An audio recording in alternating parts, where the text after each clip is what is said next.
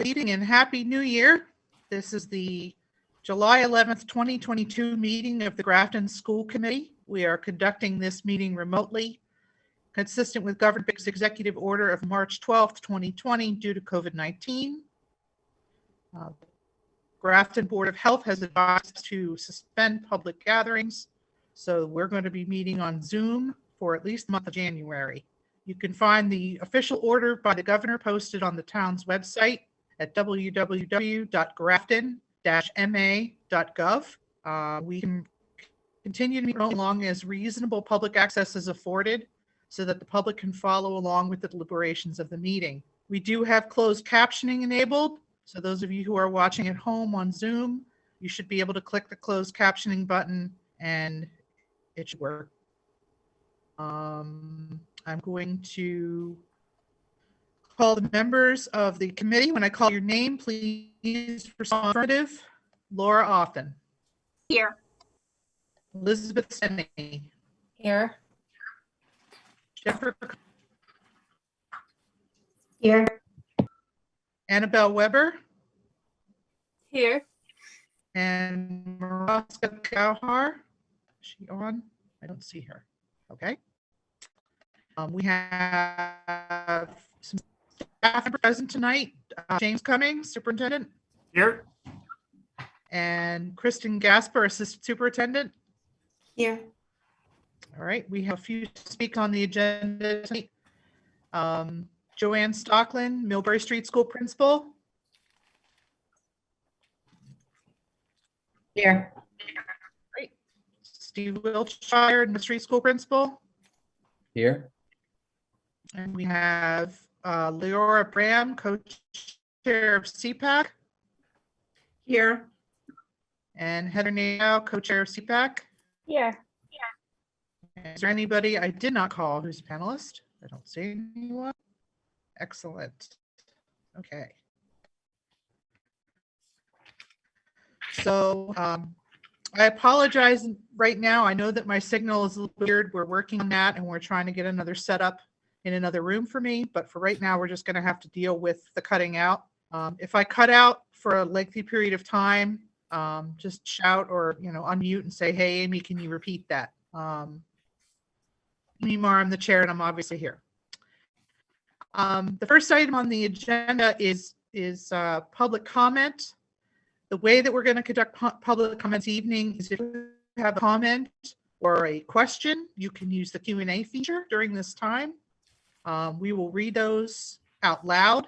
Questions that will be answered during an agenda item, we'll answer those during that time. We won't answer them now. And if your question pertains to something that's not on the agenda, you'll get an answer to that question at a later date and we'll work that into a future meeting if necessary. So is there anybody out there? I see there's 9 attendees who have a public comment. You can do now. We did not receive anything in advance of the meeting that I would have to read. Don't see anything in the Q&A. I don't either. Oh, someone's here. Oh, hi. Okay. All right. Well, then going. General business. The first item on general business is the CPAC. So I welcome Leora Bram and Heather Nadeau, our co-chairs for the year. And I'm going to ask you guys do you have the presentation on your end to share? We can, yeah. Okay. I'll share my screen. All right. I'm going to go off camera for just a minute. Jay just walked into the room. You guys go ahead and start, okay? Let me just... Absolutely. Hopefully. For technical difficulties, apologies. Should be working better than it is. One moment, sorry about that. Heather, do you want to start by introducing yourself while I get this up and running? Sure. My name is Heather Nadeau, and Leora and I are co-chairs of CPAC as of October 2020. We were elected into that position. We were reelected in April per the bylaws of CPAC. They hold elections every April, and our term is up this April. So we, with Stella Dekas, who is our treasurer, and Sarah Gogan, who is our secretary. Isn't it Those are Kristen's the three office yet? people that are the four of us, are the board members for CPAC. All right. Hi, and we're up and running. I'm Leora Brahm. As Heather said, we've been working together as co-chairs of CPAC since October of 2020. I know, right? Doesn't say, right? Confusing. Time has lost all meaning. Mhm, So just wanted to share with everybody a little bit of an update of what we've been up to. So we'll start with some highlights of the past year, really more like 15 months. Share some of the key parent concerns that we are hearing from our constituency and constituencies, and how those might roll into initiatives for CPAC in 2022. So from a highlights perspective, the CPAC group had been for the past couple of years run by a small group and did not have an enormous amount of parent participation. So working with the special ed department in the district, we have sort of tried to re-engage the parent community. Among those initiatives have been a Facebook community page that is active, engaged. Prior to that, there wasn't room for comment. And the CPAC Facebook page. So there's both a group page and a community discussion page that are active and engaged.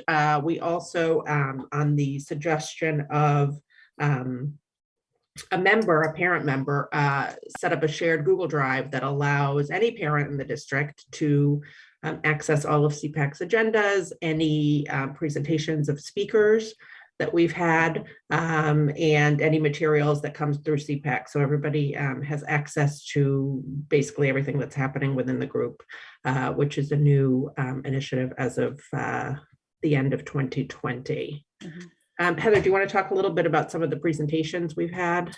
Sure. We've had really engaged presentations, things that have both come from suggestions from Bob Wall and also from suggestions from our community, or some things that we feel like should be addressed. So we had a presentation for about special education law and just get a better understanding. You know, we're finding, both of us, Leora and I, as CPAC, as special needs parents, we did not have an understanding of a lot of things prior to being thrown into this wonderful world that is parenting children with special needs. But it was helpful to us to learn a little bit more about the rights that we have, and we certainly were happy to share that with the group, and we had a lot of parent engagement with that. Becky Lawson, who's also a parent in the district, but not a special needs parent, but does a lot with an older transition for older children out of high school into the next phase of their life, did a presentation for it as well. We had Stephen Weber from the state come and present to us about mediation, which is, again, something that I wasn't aware of, but we were able to make our family members know that they do have representation if they are unhappy with the services they're receiving, or questions during an IEP meeting. They're actually entitled to mediation with the state to come in and just sort of not necessarily advocate as much, but to talk from both sides and to sort of hear both sides from maybe a non-emotional point, and can sort of understand the services that are available and to share that with both sides. One of the ones I'm most excited about was the Dyslexia Awareness Month presentation that we had by Lisa Rice. We'll talk about this a little bit in the future, but a little bit in the next slide, I think. But dyslexia and literacy has been a big concern for some of our parents, and I was very happy to bring Lisa in and have her talk about how the district addresses reading delays, and also how delays are taught and how the corrections are taught and throughout the district. So Lisa was really helpful with that.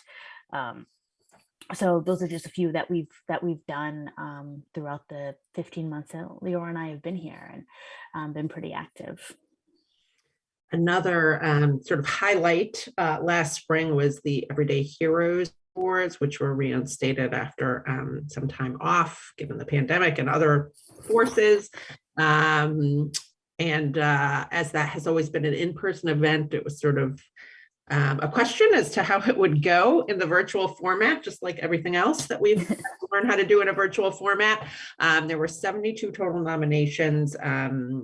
I think 9 staff members were actually nominated more than once by families. It was incredibly well received. It was a very moving event. We got really great feedback actually about the virtual format. And I think that after, sort of at the end of a difficult school year, it was a really nice shot in the arm for the school community. People felt really good about it, and it was good to hear about all the great work happening across the district for our students. So, and each recipient received the copy of their nomination form by the family that nominated them, a small plaque just recognizing them, as well as a gift card, a small gift card in recognition of their recognition from their family. So everyone was pretty appreciative. And if Leora touched them on super quick, and I don't know if we address this in a future slide, we are still virtual for our meetings. We did address that, I think it was a couple meetings ago, Leora, about whether or not we wanted to make the move back to in person. We're finding, I mean, Leora and I not excluded from this group, that it is really helpful to be able to have a virtual meeting, especially for special needs parents, in that you come on, hear what you need to do, and not necessarily need to worry about childcare and things like that. So again, public health at this point anyway, but we have hope to be able to continue at least some version of virtual for as long as possible, because we just didn't think that it's the best way to engage our community and our parents. Yeah, and we've found that everybody felt that they could join more frequently, and we've had really good attendance. We had actually one of our speakers, the special education law for the non-lawyer speaker, who came and spoke about COVID compensatory services and other special education law issues.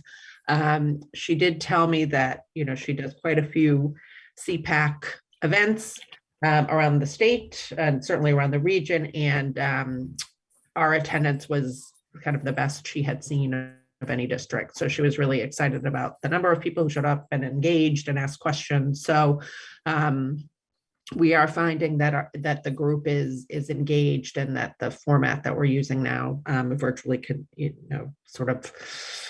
continues to foster that. So that's the plan.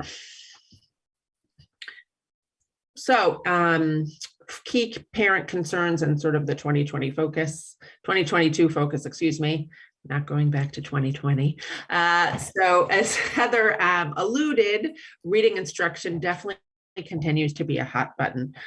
Interestingly, sort of bubbling up ahead of Lisa Rice's presentation, we saw quite a bit of chatter in our Facebook community group, which it's actually helpful for that reason, because the community can kind of see what people are worried about. So we saw quite a bit of chatter about concerns.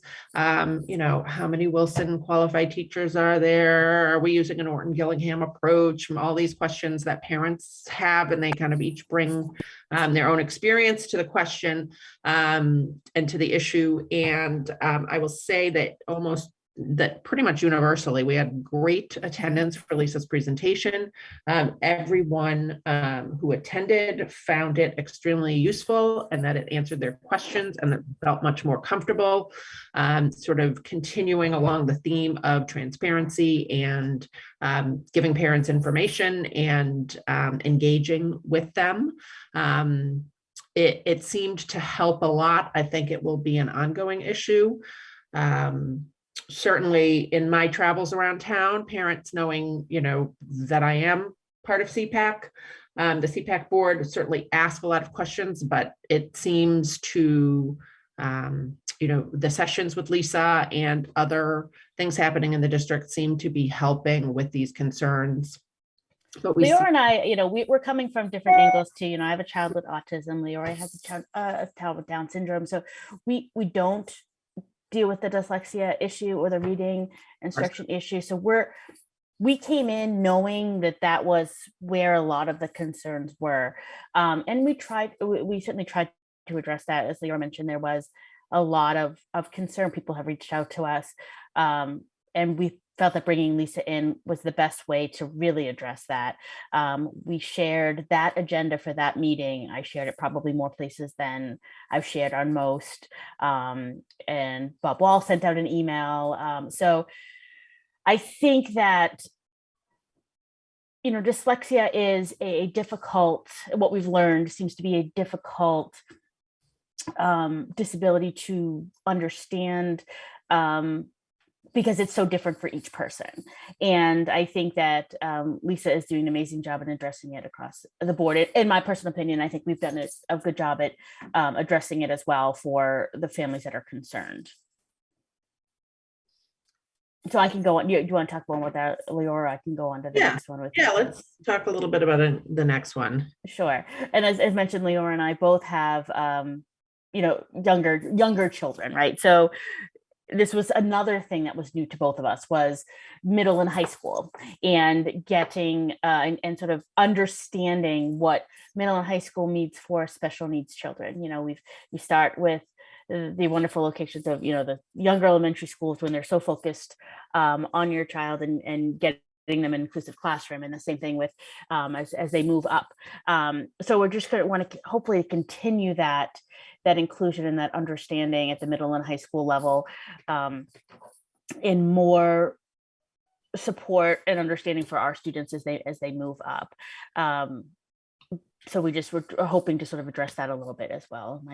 Certainly. I think as students with intellectual disabilities move on through their school career, there is, you know, much more of a hybrid. There are areas where they're going to need specialized instruction, and there are going to be areas where they can be included, and sort of starting in the elementary school grades to kind of look ahead at what those students are going to need in middle and high school to continue their path to inclusion, because it's going really well at the elementary schools, and the kids are forming meaningful relationships with their peers, and parents just want that to continue as throughout the kids' careers in the district. So that is something we're seeing a lot of, and we anticipate speakers and parent advocacy in this area over the coming year. And I think having the inclusion classroom starting so young has just been amazing for for the students in general. Just a basic understanding, you know, just a quick anecdote about my son. I was concerned in some of the concerns that, you know, some of the things that he may not be participating or not as good as playing football, some of the boys do at recess, or other things that he may not be as engaged in. And I was speaking with his advocate, his liaison there, and she was like, but that's Johnny, and his friends know that that's Johnny. So it's not like he's being excluded because of that, or because he's being, they're just that they know that what he does and what he's like. And I just think because he's been in that classroom, since he's been 3, then these are the kids that get to know that. And now if it's not Johnny, it's another kid that you can see, okay, well, they're just a little bit different in that acceptance. I cannot be a bigger advocate for inclusion classrooms, and it just helps make better humans, never mind my son. So anyway, sorry.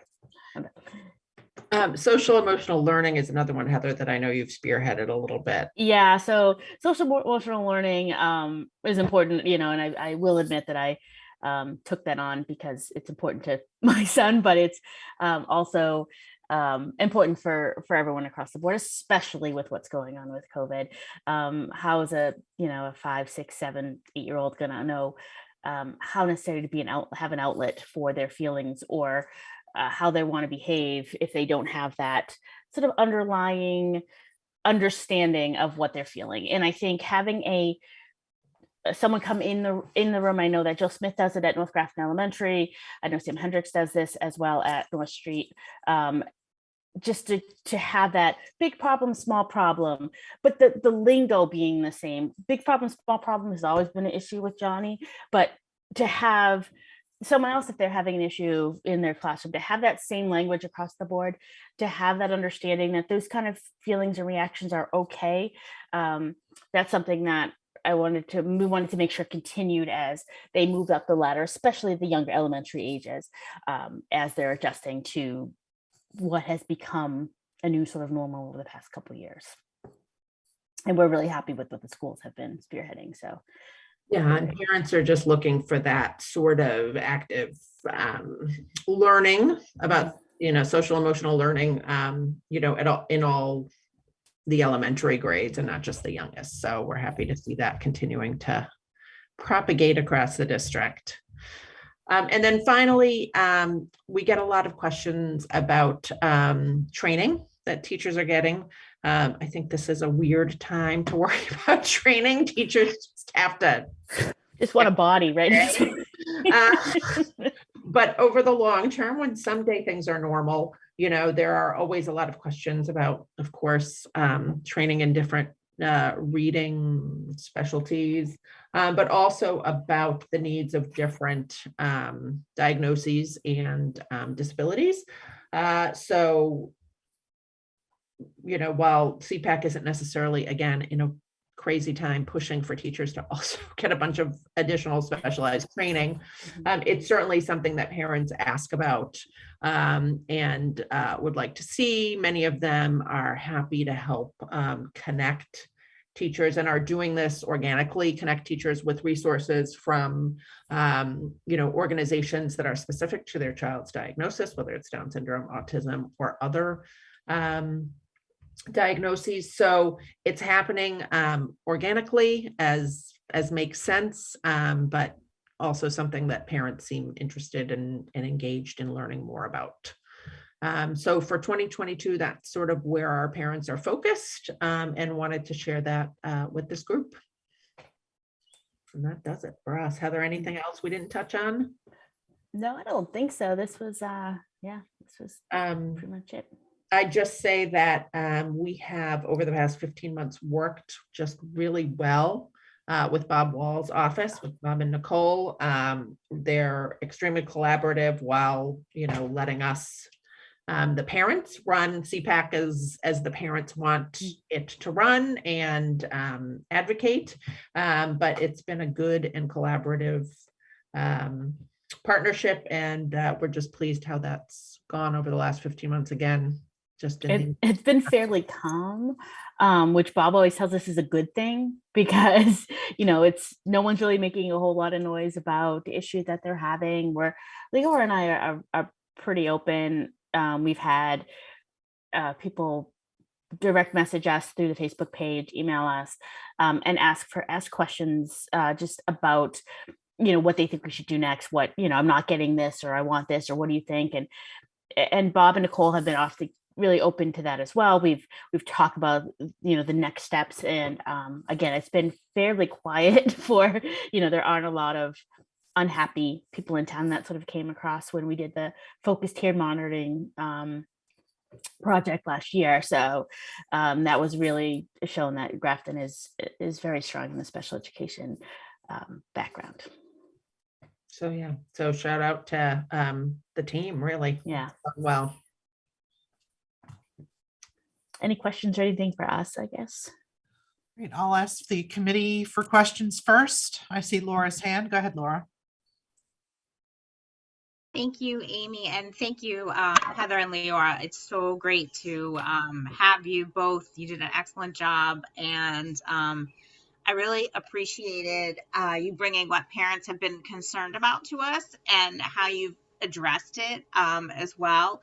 It sounds like maybe there's a little more work to be done on our part, I guess, of educating people and how to maybe communicating. I think there's sometimes a lot of I think there's things that happen, like somebody has one bad experience 10 years ago and they remember that, and then it gets, so we constantly, like Lisa came here and she presented to us probably some of the same information. So we could probably work together to just help them out, I guess, to do a little bit more training and education. So my question, I guess, for you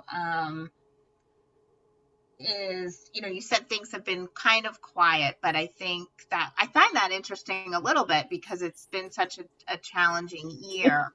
So do you have any, what's coming up, I guess, the next kind of second half of the? So right from the beginning, we were asking families, how are we doing remote? How, especially when we started remote and hybrid. I mean, first of all, unbelievable that Grafton was able to offer full-time for most of our special needs students right from the beginning.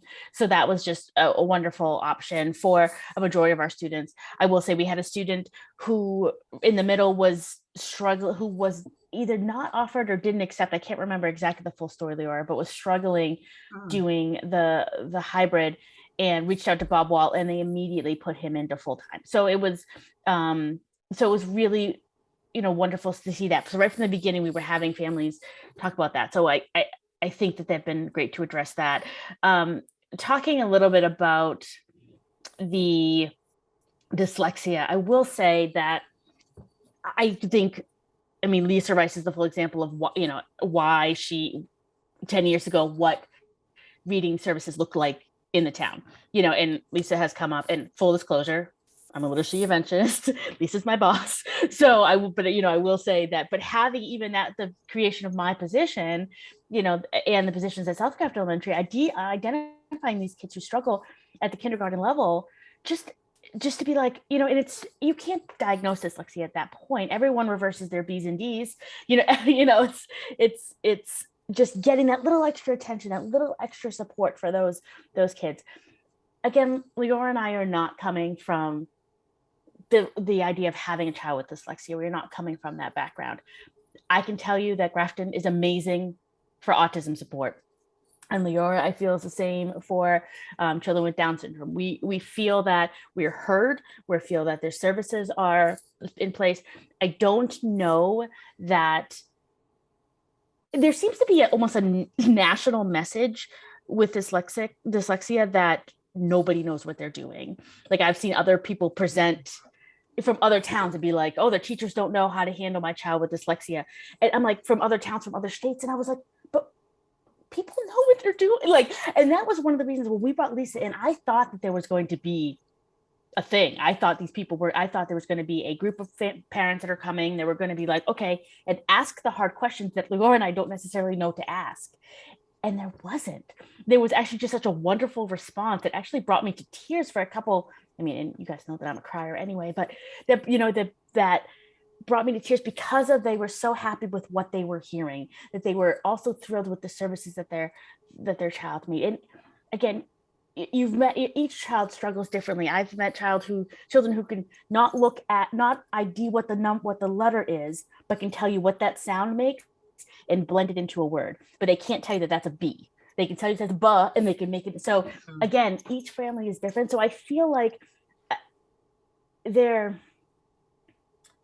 they look at each child with autism, or as they look in and figure out what's best for them, I think that's what they're going to have to do. What's going to have to be done with dyslexia, and I think that is something that Lisa is addressing on a daily basis. I wish there was a better narrative for it, but again, I'm not coming as a parent of a child with dyslexia, so I don't necessarily want to speak for those families. Sure, and there's always going to be challenges. Sorry, Leora, depending on families and parents. I understand that. Yeah, I think you said you're I'm a communications person, so I get how can we get better PR? But that's not on you. yeah. I think, though, that Heather, kind of beyond just reading interventions, I think that there's a very distinct difference in the experience of parents who have a kid with a very specific diagnosis. My son has Down syndrome. There are sort of known supports that he will need, and they're very easy for me to get because they're sort of well established. I think there are plenty of kids in the district who are receiving special education services who don't have a cut and dried diagnosis. And sometimes that can be more challenging to determine what the child needs, to bring the team, the parent and school team together on what the child needs, and service the child. So I think there are sort of parallel paths, and that's where I think, Laura, the communication and collaboration continues to be really important. And I think, demonstrating commitment to truly providing individualized education plans, which is what an IEP is most parents' experience, but continuing to communicate that that's the commitment of the district makes sense. Great. Thank you both. Liz. Thank you. Leora, I wanted to dovetail off something that you just said. I was curious if you and Heather are both hearing from parents who maybe their child doesn't quite qualify for an IEP or even any services, even beyond just trying to identify what those services are. But are you hearing from parents who are struggling with trying to get some help for their student who's sort of on the margins? And I was just wondering what your perspective was on that, and how, if anything, the district might do a better job of addressing the kids in that area. It's a big question, and we do hear it. I certainly do come across folks who aren't getting services, who feel that they should be, and it's very much sort of their child might be on the line, or the school feels that the child's accessing the curriculum and the parent doesn't agree. I think Leora and I, we are, and again, we can only speak to our own experience. Our children were identified fairly young as needing those service, and we never really had to struggle with that. It really depends, we've talked about reaching out to the teachers. We've talked about, if you're not getting exactly what you want the teachers, you need to go to your team and your chair and have a meeting and a night, and discuss it. And we feel like there's really been some really great open communication with my team, especially. I can speak, not especially, but I can speak to my team that if I have an issue, then it's getting addressed fairly quickly. So, it really depends on the child isn't in the system and they don't have a team chair, right? Right. But we give them the channels to go through, reach out to your teacher. If your teacher's not giving you the answers, then you go up and then sort of talk about that. Yeah. And I think certainly in the elementary schools, the principals are, super accessible, and, parents have at least been able to speak to them, whether they're able to progress to get the services they feel they need. Some cases, yes, some cases, no. But I think that's a challenge probably in a lot of districts. Yeah. I don't think it's as much here personally that we've heard that Grafton is really supportive in the special needs community anyway. But the principals at the lower elementary schools are familiar with children with special needs. So again, it depends on the service that they're looking for. We haven't heard a ton of it, but we are certainly pointing them in the right direction. And Bob and Nicole have been super helpful in any concerns that we have, so even asking, what should they do, that kind of thing. But Okay, thank you. Jen. Hi, I just wanted to say thank you for taking on heading CPAC, and just more congratulations on getting a high engagement, or just bringing it more not that was never accessible, but that engaging the community is a big thing. And it's just, congrats for taking that on and doing a great job with it. And also, I'm always happy to see Everyday Heroes. So I'm glad you're able to do it in a new format, because any way that we can celebrate the year and the teachers, and it's always a good thing. So thank you. I'll reiterate what Jen just said. Congratulations to both of you on, kind of resurrecting this group and making it a force for positive change in our community. I think, the tenor of the conversation has changed because of the two of you, because of your leadership, because you set expectations and, you help parents where they need it. I love the idea of the online meetings. I think it'll be great when you can have, it's nice to get to know people in person too. It'll be nice to be able to have gatherings, maybe with kids. But I love that you're doing the online meetings and getting such great response from the community.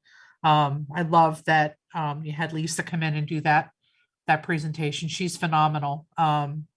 We very much enjoyed her presentation last month. And I know that, you know, the leadership is going to change in the future, and I hope you guys will stay involved because you've really kind of taken on an impossible mission here and really turned it into a, like I said, a positive force for change. And I hope that there will be people coming up behind you that are going to continue that good work. So thank you very much. Do you have questions for the committee? I don't think so. I think this was great. Thank you for letting us come and talk about some of the things we've done over the past year and a half. So Great. That's great. Leora, you got any questions? No, I am good. Thank you. Yeah, we just Alrighty. appreciate the collaborative relationship with the district, and it's really benefited all the families. So we're thankful for that, and we're thankful for to be able to be here and give an update. Great. All right. Well, thank you very much. You may stay on, or you may go have fun, whatever you'd like to do. I'm going to join the audience, so none Yeah. of us to watch. There you go. See me, Yeah. see me on the other side. Just don't go outside. It's 5 Yeah. degrees.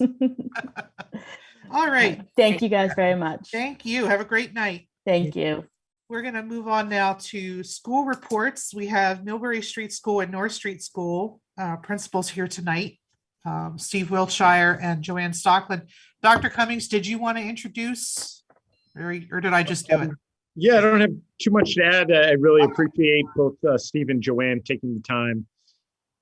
You know, we do this every year, but obviously this is a year like no other. So among the million things going on, they were able to put together a presentation to highlight just some of the great things going on at both the schools. So I simply want to say thank you to both.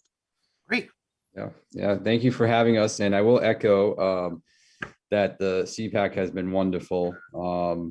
I really feel like they've done a great job with the group that they've put together. And we've recommended many parents get involved with the CPAC and go view some of their resources, because I know at the elementary levels, when students, you know, come on IEPs or they go through the process, it is very scary for parents and it's very overwhelming. There's a lot of language and jargon that they're not familiar with. So we try to do our best to try to put it in layman's terms, but having parents that they could go to and feel confident in and trust is very helpful. So I'm very thankful for what they've done. And it was great that they brought back the Everyday Heroes last year as well. So I know they just left, but I just wanted everyone to hear that, because I think they're doing a great job. And Joanne, do you want to just say hello real quick before I share my screen and the presentation? No, just good evening, and thanks for allowing us to share our work. I've sort of designated Steve to be the key spokesman, just to make sure that the presentation flows appropriate. And those of you that know me well know I will interject when I feel the need to do so. So I'm going to let Steve take the lead on our presentation. So Joanne and I have been talking for a couple of weeks now as to what we wanted to share with all of you. And there's so much that this year has brought, both unexpectedly and expectedly, obviously some great things, some challenges, and we'll continue to see challenges ahead, I'm sure, but we'll continue to overcome those together. But we wanted to kind of, in essence, share what the themes have been this school year, highlight what our staff is doing and also what our students are doing as well. So I hope by the end of the presentation, you'll have a sense of that. First and foremost, though, we cannot kind of speak to the school committee and not express our appreciation to our teams at North Street, our students, our community as a whole. I'm on a number of groups around the state that are made up of different groups of principals from other area districts, and I can say for certain that, you know, we do not have some of the challenges that other districts are facing and that are having. We really, as a community, come together to support one another in order to support our kids, and that starts with all of you and Jay and Kristen, and it just trickles down. So I can't express enough gratitude to the staff for what they've done this year, what they continue to do over the past 2 years. It's really making a difference in our kids this year. And although we are definitely in a spot right now where we're seeing a lot of surging cases and student and staff absences, I know that we will, just like we have in the past, get through this phase of the pandemic and be ready for whatever comes next, which is hopefully a calmer phase. I think one of our general themes this year has been connections, kind of reconnecting the school community. And, you know, Joanne and I, one of the positives that we've really taken away from the past 2 years is that it has brought Millbury Street and North Street, I think, closer together than they ever have been. And you'll kind of see as we go through this presentation that theme in more ways than one. We really want to be making sure that the kids at Grafton get the best that we can offer them no matter what school they're at. And I know that North and South Grafton are taking a very similar approach as well. So when we're talking about connection, we're talking about it between the schools and our staffs, but also just reconnecting our students and our staffs to the building. We had a lot of staff that were remote last year. We had a lot of students that were remote last year. We had teachers that took the whole year off for various reasons. We have new staff coming on board. So in a lot of ways, we tried to approach this year as kind of rebuilding what we know it works well, but also maintaining the pieces that we learned from the past, year and a half and keeping those. So keeping the best that we learned, going back to the things we know work well, both academically and socially and emotionally. Just a few highlights. So when we talk about what that means in terms of community building, there were a lot of things that we were not able to do in the past year and a half that we've been slowly reintroducing and bringing back to the building, which I think adds a lot of enrichment and opportunities for kids to be part of the community itself. So for example, band restarting, we both have now our bands up and running 4th, 5th, and 6th grade. They're playing away, they're getting better each day. I can hear them, so I can attest to that. We had small groups of kids perform at our lunches prior to the holiday break. It's really great to see. Our student council is back up fully and running. They recently ran a food drive at our school, and I know Joanne has a lot of school service groups as well, running different fundraisers, things that kids really like to get involved in and be a part of. We've worked with both GHS and GMS to have ambassador programs. So Tim Fouts, Joanne, and I have collaborated to bring some of our alumni over to the school, 7th and 8th grade alumni, and they come and help the kids in the classroom, and kind of hit the pause button right now on that. But in the fall, 2 or 3 times we were running it. It was great to see 10 or 12 kids come over on the Grafton Public Schools van, get back into classrooms they were in 2nd grade, and now they're 8th graders, to really give back to their schools. And our Grafton High School students are doing a number of things. They're running after school enrichments. They're coming in to help us prepare materials. Some are helping in classrooms during the school day. And again, most of these students were our students. And I think it's really a great example of how we at the elementary schools really make a prioritize our core values, and they really stay with them. The kids come back, they remember the core values, and they know that they're providing services and still contributing to their community, which is exactly what we hope to happen as they get older. So reintroducing those programs has been great. We have enrichment programs. We had 3 at our school just today for different things. Grafton Rec is in our buildings. And so I could keep going on and on. I could be remiss too. It's been great to have our PTGs being able to offer some different things. They're not, offering as much as we have in the past, but we've done fun runs in the past year. The fundraising was, and the fall was tremendous. Parents could not have been more gracious to our PTGs, who really could not do much fundraising last year, and are able to provide a lot of in-school enrichment to the kids that we do across the year that really enhances the learning. So really just some examples. I know that it's a lot right there, but that's just the tip of the iceberg of how we're really trying to get back to those community pieces that we know work really well in our elementary schools that we haven't been able to do for a while, but which has been sad, but we're got a lot of support in getting them up and running again. Yep. The 4 areas that we wanted to touch on today were looking closely at some counseling support and how that ties to SEL practices, and then also our academic vision, and hand in hand in that, our teacher leadership or coaching, however you would like to call it, how those are working together as well, hand in hand. And again, in all of these sections, it is indicative to how we're both trying to, at Millbury Street and North Street, really mirror each other in the supports we provide for students and the instructional approaches we take. Counseling, we start off with, we knew, Joanne and I, going into the school year, that our kids were going to need support, but on top of that, our families were going to need support as well in many cases. So we could not have been more grateful last 2 years ago, going into our prior school year. For the first time, we were able to share an adjustment counselor, and this year, we could not have been more grateful to each have our own adjustment counselor. Nora Sheehan is our adjustment counselor at North Street. And Joanne, what's the name of yours again? Our counselor is Christina Hallowell. And I do also want to add that, not only has it been really a blessing to have our own full-time counselor in each building, but along with students and parents, they've also provided support to the staff, because when we can provide extra support to the students, in turn, that provides the extra support to staff. So I just didn't want to leave that key group of people out that are also, grateful that we do have our own full-time school adjustment counselor. And they're available throughout the entire school day in the building for the children. Instead of last year, we'd have to say, oh, I'm sorry, Miss Sheehan's over at North Street School, but we'll have her catch you tomorrow. The kid needed her then. So that's been so important, and we're grateful for that. Yeah, so we asked our counselors what are some of the highlights of their school year, and what are some of the main kind of pieces that they're really working on.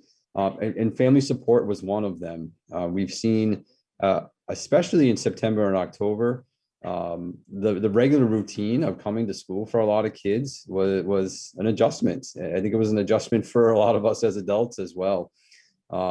Parents' work schedules were beginning to change. They may have been remote, and now we're in person. So all of these changes at once were really causing a dynamic in the homes that was making kids very anxious. And so working with families to offer suggestions and how to rebuild that routine, how to get those kids feeling more into a rhythm, if you will. And that's been a huge part of what our counselors have done. Go ahead, Joanne. I was just going to add for that family support. We always talk about feeding information to parents and being connected, but one thing that I want to emphasize is that in their communication or their newsletters to parents, they're sort of adding that probing question and inviting parents that need support in that area or have something to respond to respond back to the counselor with a direct link. So that access directly in that newsletter, that a parent knows it's a click and I can respond to the counselor, I think has been a wonderful way to sort of facilitate that family support as well, and to invite the parents in. The counselors are available to them as well. Yeah. Our adjustment counselors have been an integral part of our RTI support teams. So both of us have very strong student support teams that are looking at students who are maybe not meeting benchmarks, who are not making the progress we want them to make. I think it was just discussed, those kids that maybe are not qualifying for an IEP necessarily, but are right on that line, if you will. This is where we really want to see those students come, is to our SST team and look at it from a lens of academics, social emotional, and provide them with what it is they need, intervention to be successful. So having adjustment counselors on that team has really helped us be able to implement some more interventions from a social emotional standpoint. Additionally, not just with that RTI process, but they directly are working with special education students on 504s. And we've really enhanced our BCAP approach as well, which is a built-in accommodation plan. And, again, those are students that are not qualifying for an IEP, maybe don't necessarily need a 504, but we want to document students that are getting that support in some way, so that as they progress through school year to year, the receiving teachers are aware of what their needs are, or as they switch buildings. And so adjustment counselors are also providing insight into those as well. We were, as many of you obviously already know, Shrewsbury Youth and Family Services has been a group we've been collaborating with for a few years now. And our adjustment counselors, again, are pretty much the main contacts for that, for those professionals at this point, and really keeping everyone involved, but following up with families with that support, following up with SYFS and making sure that they have what they need. And it's been a great, I think, a great partnership for all of the schools to have. And I do want to add too with Shrewsbury Youth Family Services is, we actually are able to provide service in school for children. So if they're not able to access the therapy outside of the school, or the parents not able to get it, we've actually streamed in their therapist and provided them a quiet space during the school day where they can actually meet with that person. So Shrewsbury Youth Services, the providers have been excellent and flexible, and we just want to ensure that kids are getting that support that they need, and we will do that remotely in school for the children. Yeah. And then also I wanted to mention as well what this position also provides us in this kind of re-envisioning our counseling as a whole for students. It allows our school psychologists to work collaboratively with them as well, to support kids, to further do assessments if needed, further contact parents. So the two, our school psychologists and our adjustment counselors, work very closely together. And then finally, not only do they work with the kids who are obviously needing the most support, but they're very integral in getting into classrooms during morning meeting, and providing tier 1 supports for all students as well. For example, you might remember, you probably do remember that TikTok viral challenge that was going around. The morning of that particular day, I met with my adjustment counselor, and we visited all the 5th and 6th grade classrooms together and had conversations about that to make sure kids' anxiety were lower on that day. We could explain to them what was going on. So it's just a great way that they're involved in basically all the classrooms and all of the kids. Moving on to some instructional supports, how we're really looking at that. We wanted to talk a little bit about our literacy team, our mathematics team, grade level leaders, and also how we're using data, which we've been using for very well now. And I know that Lisa Rice has shared with you the data through multiple lenses. So we didn't want to go deeper into the literacy data than you already have, but really how we're looking to expand on that data that we use as well. For some reason, my computer keeps skipping a slide.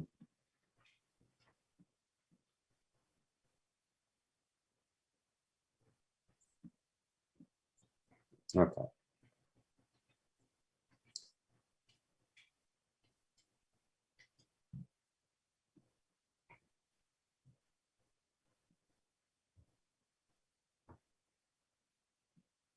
Sorry about that. And this is really all about maximizing our teacher leadership in our buildings and across the district as well. So we'll first start with assessments. As you know, we really pride ourselves on really digging deep into the literacy assessments of all students. We have added, though, some literacy assessments to that. We do a spelling inventory now for the first time this year, which has been very insightful. And then we're looking with our math team to build upon what we do for math benchmarking assessments as well. Something that we're very excited about, which I'll talk a little more about in our academic visioning part. Our teacher leaders, our specialists, literacy specialists, math specialists, our grade level leaders are very involved in supporting teachers in the classroom and also at their grade level meetings, reviewing instruction, looking at data, putting in interventions, and then measuring that progress. Also offering PD to both. I know I'm thinking of 2 examples off the top of my head where our specialists have been very involved with our special education students and really developing some solid program for our students that, as we just spoke about, have varying needs, and, making sure every kid's getting exactly what they need. And then also we have new teachers in the building who require a lot of support, and these specialists have been very instrumental in really meeting and mentoring our new teachers to get them what they need as well. In addition to all of that, our specialists are also finding time to meet with students and really target some of the areas that we are looking for more growth, some of the gaps we identified. I get asked that question a lot from friends, family about where are we seeing the biggest gaps as students came back in the fall. Sorry, excuse me. And I think Joanne and I would both agree that number one was stamina. We saw our students really struggle, especially in writing, to be able to maintain the stamina through their work. That has definitely returned, and I think it's increased a lot since September. And the other was math. I think math was the other area we were seeing some gaps, which we anticipated as well. And then finally, in terms of teacher leadership, working with our special education teachers, we have really done a great job, as you all know, expanding our repertoire of instructional strategies that we can use with our special ed students, whether it's Wilson, the Haggerty program, seeing stars, visualizing, verbalizing, lots of different options, Edmark, that we have available for students depending on what their need is. And that is something that I've seen change in the years that I've been in Grafton. It's been really great to see that we can now pick from a variety of instructional strategies our teachers have training on to make sure the kids are getting exactly what it is they need.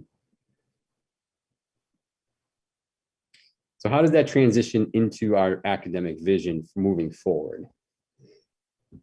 And I think it's all about that connection again between the schools is going to create consistency. So I mentioned assessment. As we look at the math assessment piece, we really want to be thinking as well as how it ties into Envisions. This spring, we look forward to providing training to our 2-5 teachers on the new edition of Envisions. I think it's a really great opportunity to really move forward and kind of reset some of those expectations based on what we have in the new edition. And that includes some assessment pieces that in this new edition comes with. So we're very excited about that. Through all of the challenges this year, Joanne and I think would both agree that one of the things we're most proud of is implementing third grade foundations into the curriculum. It's always been in grades K through 2. This year, we, for the first time, moved it with Lisa Rice into third grade. And it's gone really smoothly. I think that it's really supporting our students' reading instruction in a number of ways. Writing has been something Joanne and I, across the board, I highlight 6th grade in this because I think that what we're really working on with our 6th grade this year is vertical alignment with grades 6, 7, and 8. So bridging that gap from our schools to the middle school. But our teams have we've really worked with our grade level leaders to really increase the time in their schedules creatively to add more time for writing. Again, building that stamina, making sure they have opportunities to write across different genres, different purposes. And it's such a huge, Joanne and I think we talked for like 20 minutes the other day, got off track talking about writing, but we really feel that it's one of the more complex things we ask young kids to do is to write. Assessments I've mentioned already, and then I mentioned the SPED RTI programming as well. Our repertoire is really increased for our students, and the availability of different programs is I think going to make a big difference. Joanne, anything you want to add to that? No, I think you sort of alluded to that when you spoke on the previous slide, but we talk about all the different programmings and try to make sure they match the kids that might have special ed plans, but we're also finding that there's so many components of those programs that also help the gen ed kids in the instruction. Mm-hmm. And we're building more of that into the RTI, that response intervention to those children before they have to be put on an IEP, or there's that early intervention and using all those great strategies. They're just not exclusive to a child that has an IEP. They're good for all children when they're learning. Yeah. I just wanted to interrupt real quickly, Steve. Yeah, I saw that there's somebody with their hand raised. The way that we're running questions and answers tonight is if you type your question in the Q&A, and if one of the board members doesn't ask it, if we have time, we'll ask it. So instead of raising your hand, if you have a question for the presenters, you can put that in the Q&A section, and we'll hopefully get to it. I find that most of the questions get asked by our board members, so you may find it gets answered at the end anyway. But go ahead, Steve. Yeah, I was just going to say, I think that Joanne brings up a good point. One of the conversations we often have as a team, if we decide that a student needs to be evaluated potentially for an IEP, that process does take 30 to 45 days. So it is a long chunk of the school year. And we don't want to wait around until we have that. If we're seeing concerns in the data and the progress the students making, our teams immediately start thinking, well, what do we have that we can provide right now for them? And obviously we get more information from those evaluations that we do. But if it's working, if we have something available, we want to offer it to kids. Yeah. And social emotional supports. I think this goes beyond our students. It really is, again, about the community and thinking about how our students, our staff, our parents, how we're all supporting each other through this difficult school year. We did something a little different for this one, and we really talked a lot at both of our schools in different ways about equity, diversity, and inclusion, acceptance, having a purpose. Really wanting kids to build a sense of belonging is ultimately what it comes down to, is helping kids understand is where they fit into the puzzle. And so we went out and asked some of the kids, based on the work we're doing in classrooms, conversations that we're having across the school day, what do some of these words mean to them? So these are the actual students' words. Some of them are wordsmithed a little bit to fit on the screen. But I think it really is indicative to show that I think the kids are understanding what we're trying to discuss with them. Equity, treating everyone the same no matter what their difference is. Inclusion, that everyone belongs and is a component of our team, classroom, our group. Everyone should feel they belong. Acceptance, everyone should be accepted no matter how different we are.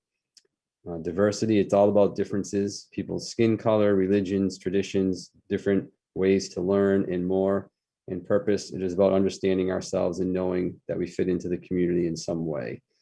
And I think that is something that we really have strived to do for years, I think, through our core value system and through our community activities. But certainly is one area that we want to continue to work on. And I wanted to just recognize Sarah Camry at our school today. She runs an after-school program that a group of our students in 5th, 6th grade actually approached her about last year to run. And they had a strong connection with her. They wanted to learn more about what was going on in the world with some of these topics. And so Sarah took on that responsibility and meets once a week, and has now since the start of the school year, and through artwork helps kids express themselves. I just think it's a great example of how we at elementary school can have these conversations at a level that it meets where their knowledge and understanding is, development of these topics, because it has to start early. Joanne, do you want to add to that? Sure. And although I don't have Sam Camry at my school, I do have an amazing media assistant, Jen Merkel. We were really fortunate to, I applied for a grant through Target Community for $2,000, and it was awarded, and the grant focused on building more diversity and equity into my school library catalog. So Jen, with the support of Gabby Knight, input from Lisa Rice, has purchased over 1,000 books for the library, all based on different cultures that are represented in our building, different families that are represented in our building, and the way that children vary in their identity of themselves in the building. And Jen has been purposefully integrating these into her library classes when the children come in. And we received a wonderful email from a parent the other day saying that their 6th grader has noticed and loves the increase of diversity and equity books in our library. And the parent sent us her list of suggested books. We were happy to tell her many of them we already purchased, but I still have funds, and we're going to purchase the additional books. So, I'm going to make an appeal to other families if they have books that they're special to their culture or to their family background. If they would like us to purchase it for the library, we will certainly include it. But it was just sort of wonderful to get that wraparound from a parent about the effect of those new books that we purchased for the library, to make sure that all kids felt represented and included in our collection was recognized and acknowledged. So.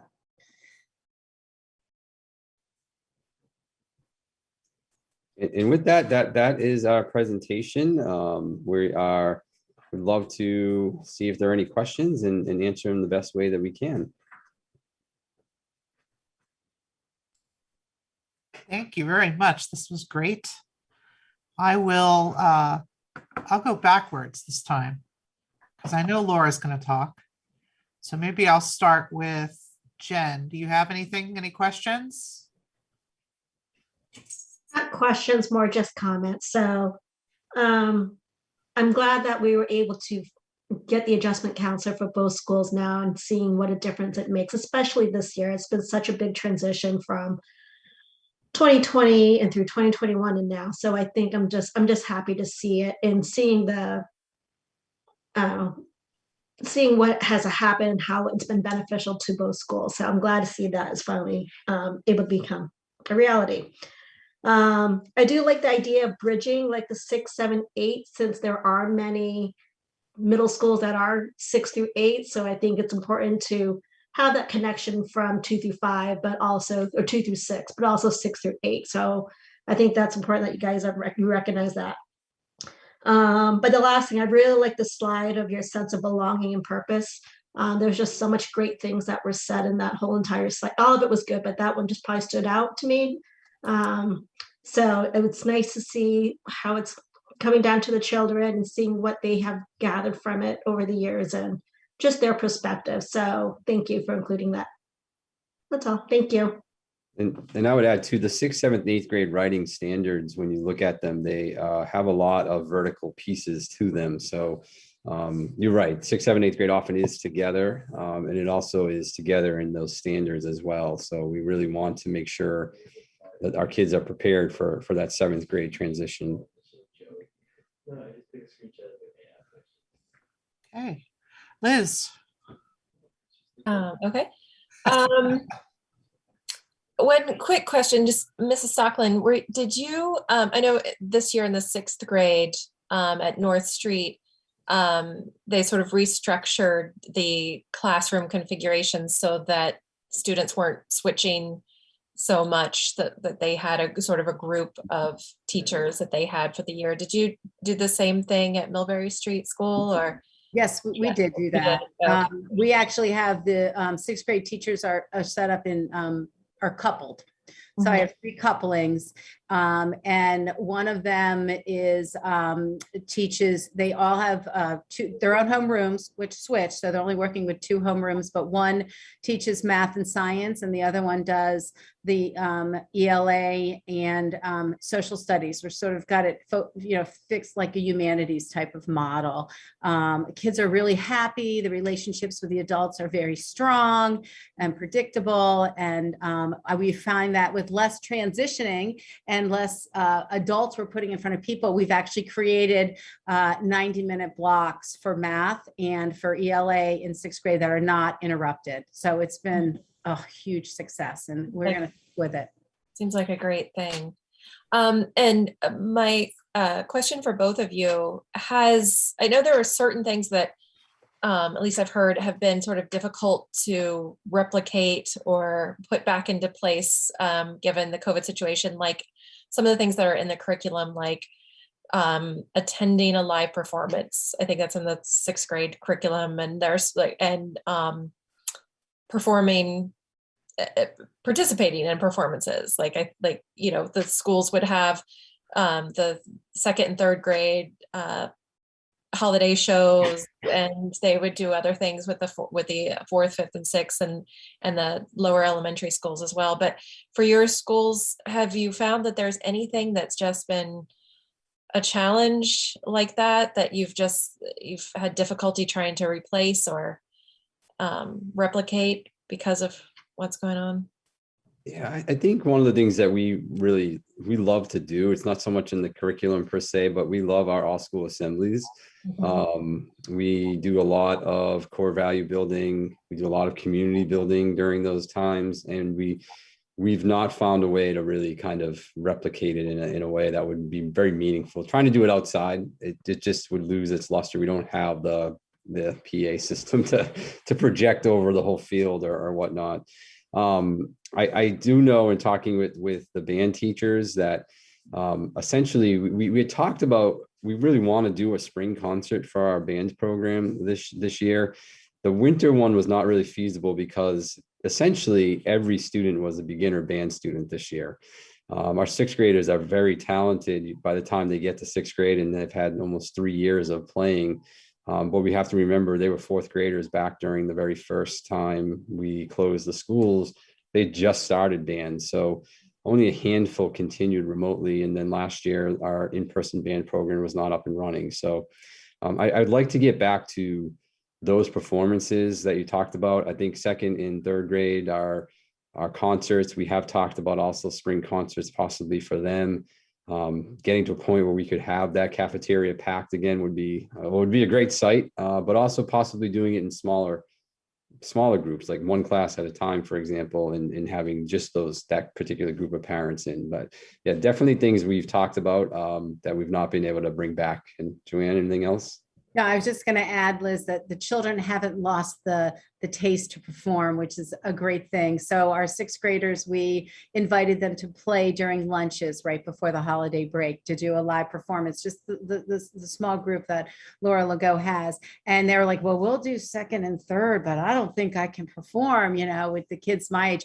And after they got through the second and third, they're like, all right, we'll stay for fourth. And then I was like, I'm doing fifth and I'm doing sixth, like as soon as they got on the roll. So it was exciting to see that they haven't lost their enthusiasm for it. And even, that little moment for those kids probably felt just as important as if they had performed, with, other pieces. So like Steve said, we're trying to find little ways to fit that opportunity in for them. It may look different and it may not be as grandeur, the grandeur like of going to the high school auditorium, but anyway, we can give them that opportunity. We're looking for it. Yeah, it doesn't always have to have all the parents there and everything. They're getting over that anxiety, it sounds like. And Yep. and you've provided a perfect example where they got that courage, and right in that one day or that one session, they were able to do that. So it's great. All right. Thank you for this great presentation. Okay, Laura. Thanks, Amy. I just wanted to thank you both so much. All the principals have been on my mind this year, and it's really good to see you in person. I hope you know how much we know how hard you're working and all that you're trying to do to meet your staff and your students and family needs. And I think it was evident in this presentation, which was phenomenal. I'm really glad to hear about the adjustment counselors. We've been fighting for those for a really long time, and I'm grateful that we got the override to be able to fund those positions. And I'm glad to hear that they're helping. I think we need them more than ever now. And to see that you're carrying on the SEL, again, something we need more than ever, is important. And I just want to thank you. You're really to be able to continue to try to innovate right now, I think is phenomenal. If it was me, I would just be treading water. So to see that you're all both swimming is amazing. So thank you both so much. I wish I could I'm like racking my mind to think of ways that I can help. And I don't know that there really is, but just know that you're appreciated. And I really am glad you came out tonight. So thank you. Okay, we have one comment from, it's Heather Nadeau. Not a question, but as a special needs parent, I'm so appreciative for this presentation and Steve and Joanne's realization and understanding of the importance of inclusion. This is so heartwarmingly wonderful to see. Thank you both. There you go. I just want to echo everything that's been said. Steve and Joanne, you're doing a fantastic job. I know how I read every day articles about how hard it is right now for teachers and principals and administrative staff, and the impossible mission that we thought was going to last 8 weeks has turned into somehow 2 years with no end in sight. And just know that you're so appreciated and valued by us, by this committee, by the parents.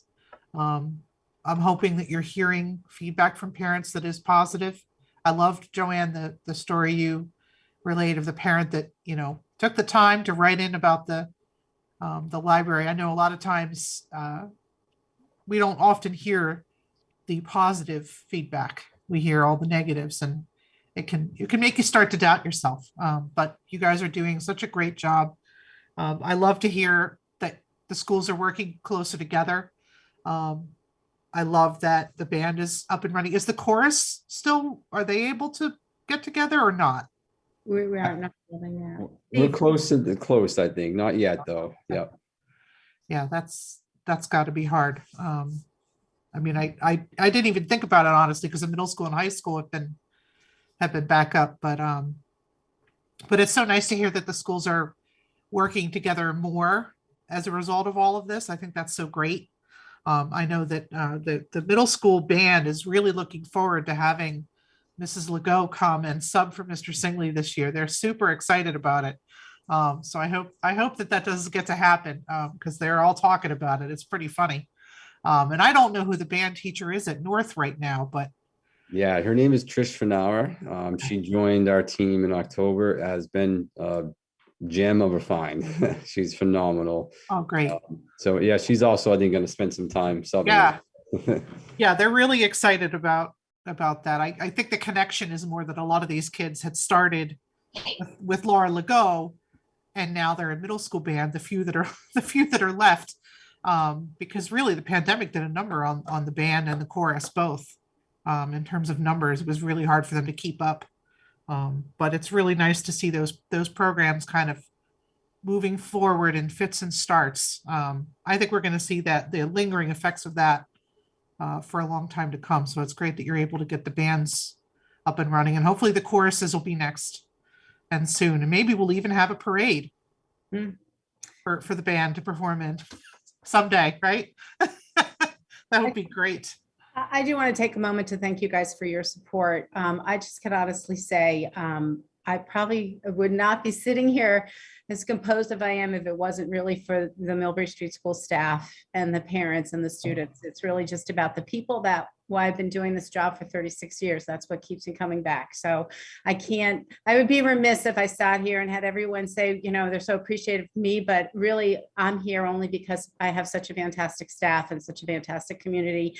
And Steve always answers when I text him or call him. So that's very helpful too. So I really can't accept all the, the appreciation. It really belongs to the whole community and to my staff. Yeah, I as I said at the start of the meeting, I really think that this is what's helped us get through successfully is the strong community that we have, and the community is everybody in it. And that it really has made a tremendous difference. What is it that they say? Better together, right? Mm-hmm. Yeah. All right. I have no questions. Thank you so much to both of you for coming out tonight virtually for a great presentation. And I hope that slide that you presented that has all of the terms, that's like bulletin boards in the buildings. I think that really, I almost cried, honestly. I asked my children who I just randomly reached out and said, can you tell me what each of these words means to you? And they all had to email me it back. And I sent them all to Steve since he was putting it all together. I can't wait to take that slide and send it back to all the children that contributed it to, because it was such a blessing to see they all had the same understanding of what those words meant. And it was so easy for Steve to encapsulate it. And they're all going to feel like I took their words, right, for the presentation when they actually see the slides. Well, you talk about teachable moments, but this is a great way to teach parents. Yeah, what those words mean. They took it very seriously, because I said they needed to help Mr. Wiltshire and I prepare for this presentation for school committee. So they were right on it. They answered the email for me, and I did a great job. So that will thank them for us. Yeah, that's awesome. We miss having them come in, but because I know we used to have groups come in, but that was a great way to involve them. So thank you so much. That was great. Thank you, Steve. All right. Spokesperson, I appreciate that. No problem. All right. I think we're all set with you guys. You can stay on or go to bed, whatever you'd like. Have a great night. Have a good night. Thank you, guys. Thank you, everyone. Nice to see you all. Thank you. Night. We have Jay with a district update. Right. Look at those kids. All right. I just put a few slides together. At the outset, I had a few slides highlighting some of the many of the great things that are going on in the district. I just want to drive home the point that despite all the challenges that we have, just so much good stuff is still going on. Down in the bottom left, we've got Mrs. Tynan in her kindergarten class doing a foundations lesson. And you'll see this type of thing pre-K through 12. When you're going into the classes, although we have the masks, we have some distancing, a lot going on, we're somehow able to day in, day out provide high-level instruction with really involved kids. And that's a testament to our entire staff. On the right-hand side, that's Caden Ashmore, clearing 5 feet 8 inches in the high jump. He's been doing the high jump just for a few weeks, and he's already gone up like 6 inches. Just one of many great examples of things being done in the arts and things being done in athletics that, despite it all, have still been really just fantastic. And then up top today, after, I don't know, 6 or 7 years of doing traffic duty every morning at the high school, first student to ever bring me hot chocolate, Michaela Bowman, a senior, out of the blue, greatest thing ever on the coldest day. Well, it felt like the coldest day ever. So that was awesome. Here we've got on the right-hand side, the Grafton Middle School, they kicked off the Embracing Our Differences, Changing Our World campaign that Mrs. Kraposka and staff and students at the middle school, in partnership with students at the high school, put together. She will be with us with Tim Fouth. They'll be presenting at the next meeting, and you'll hear all about this initiative, but it's awesome. They kicked it off. And on the left-hand side, that is North Crafton Elementary School, one of the preschool classes. They have been working very hard since the break on a penguin dance, and apparently they taught the older kids, so the K and 1 students, today in lunch, this very complex penguin dance. And almost done. On the left-hand side, we've got Jack Savage. Jack is a 9th grader with us. Fantastic kid, fantastic family. He participates in a program that connected Jack with Holy Cross, with their football team. And he signed basically a letter of intent. And this was all featured in from the Grafton News, a wonderful article in the Grafton News that I encourage you to check out. But he's now essentially a part of the Holy Cross football team. It's just an awesome story. Could not be more proud of Jack. And next to last great thing on the right-hand side is a small snapshot of one of our 5th grade classrooms. Our tech team over the break worked to take all of the Chromebooks that we have in district. And obviously we had a big influx come in last year, but we never almost had time to basically catch up, if you will, this year. So they caught up in terms of refurbishing, like getting the laptops that we used for remote learning last year, repackaged them. We purchased a few mobile labs so that they can charge overnight. And every 5th grade classroom has a set of Chromebooks. So we basically have 1-to-1 all the way down to 5th grade. The 5th graders are not taking them home. At the end of the day, they go back into the charging stations and they're ready to roll when they come back. But so far it's been absolutely fantastic. And many thanks to the tech department for all the work in making that happen. And then the last really great news, while it's not necessarily great for the district and that we lose the service of Doreen Parker after 37 years in the district, it is great news for her. I couldn't be happier for her. She leaves absolutely huge shoes to be filled.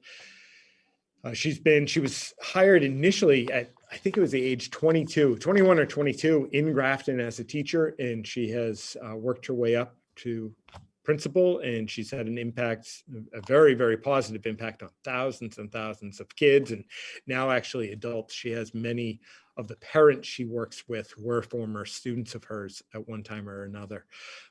So her impact has been tremendous. I look forward to being able to celebrate all the work that she's done in the spring. And now that we've announced that, we are going to, in the next couple of weeks, post for that position, and we'll start that process. All right, so from the great to the not so great, with COVID-19, you're obviously well aware that we've had a very significant increase in cases. All of the schools have seen this increase. All the districts in the state have seen this increase. Right now, we're averaging about 15%. It's really 14 to at most like 18% of staff and student absences daily. While we miss the students, it's the staff absences that are obviously most concerning, in that we've got to have enough staffing to produce and to produce great educational services day in, day out to students. That's certainly been a challenge. We've somehow been able to pull it off with a lot of staff covering for other staff. We have administrators covering. We are just doing anything we can collectively to make this work. And so far we have. There are districts that are going well above 15, even 20% absences and just can't continue providing services. We have yet to have a day that we've been faced with that. But in the meantime, I'm incredibly proud of the work we've been doing to somehow keep a really great educational product together for all of our students. I shared that the DESE extended the mask mandate through February. That's how it stands right now. Obviously, we're going to see how things play out. I think there's a very good likelihood that that mask mandate may be extended even further, but for right now, through February. The GPS staff vaccination policy that was voted on and put into place here in Grafton a few weeks ago, that actually went into practice after the break. So as it stands now, unvaccinated staff are testing weekly with our nursing staff. And so far that's gone very well.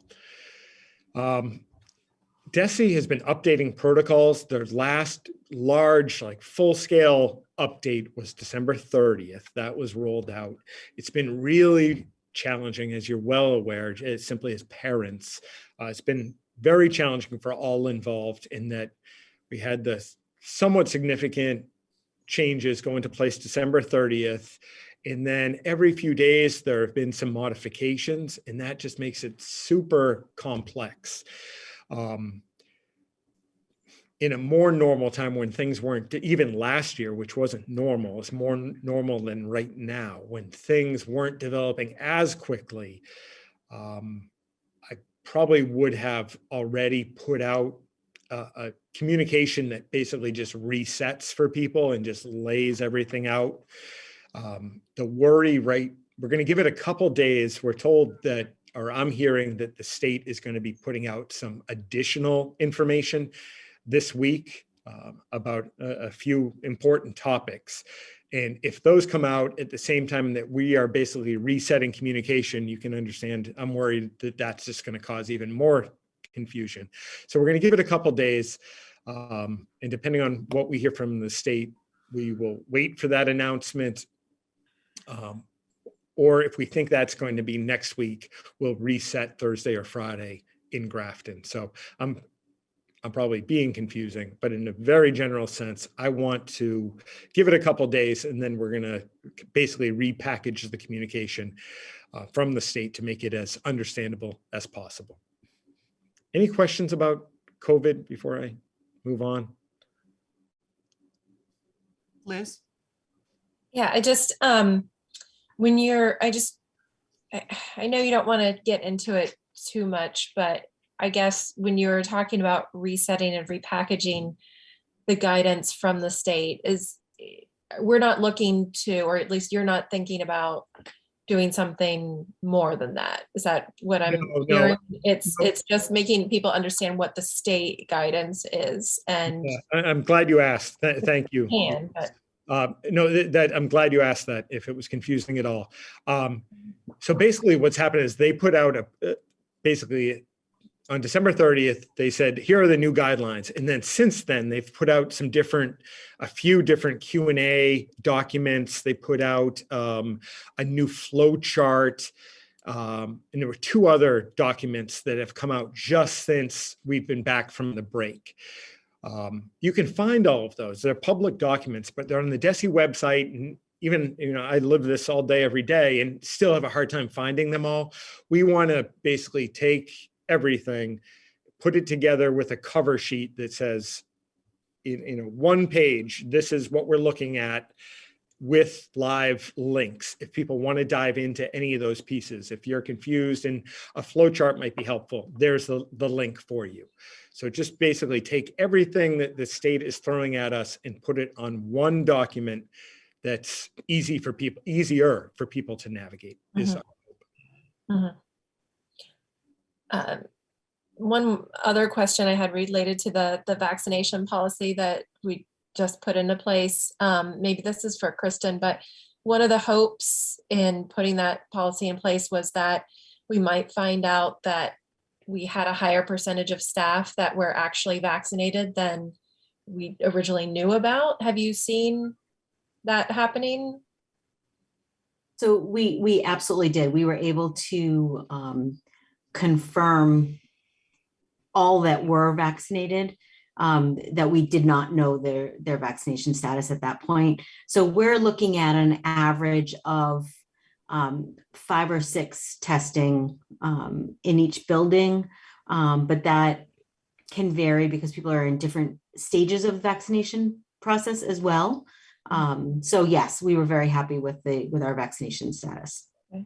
That's good. That's not bad. Okay, thank you. Jen, I think I saw your hand. Yeah, I was just going to ask more, I think, in the early elementary. I know like many schools are trying to avoid more group work, or just, I know like in elementary, it's a little bit harder because they have desks sometimes or tables. Are they able to change things recently, or how are they handling everything with just so much going on right now in the classroom? Yeah, I mean, that's a good question. I don't know if we're trying anything different. I think from the get-go, we've been trying to get to that 3 feet. As you noted, it's hardest at the lower elementary level, just with their movement, just the way it's set up. Even with modifications made over the past 2 years, it's still, with most of the students back, it's a real challenge. Kind of a, I guess, a double-edged sword, if you will, in that we've got 15% of, let's say, averaging 15% of students out. We actually, by default, have more space, which isn't ideal. We don't want students out, but given that the current situation over the past few weeks, we've had a fighting chance at maximizing space simply because we've had more students out than we've seen in the past 2 years.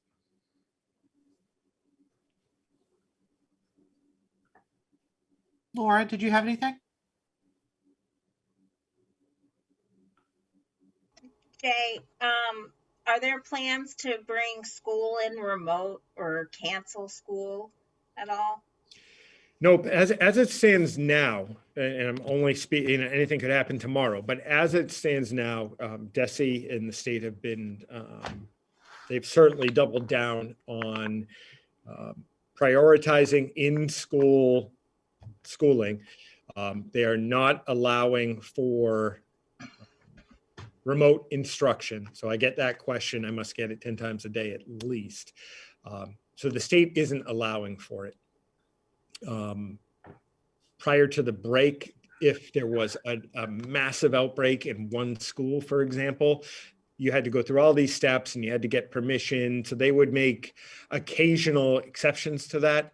Right now, I'm not even aware of any exceptions made since the break, since everyone's experiencing this significant increase.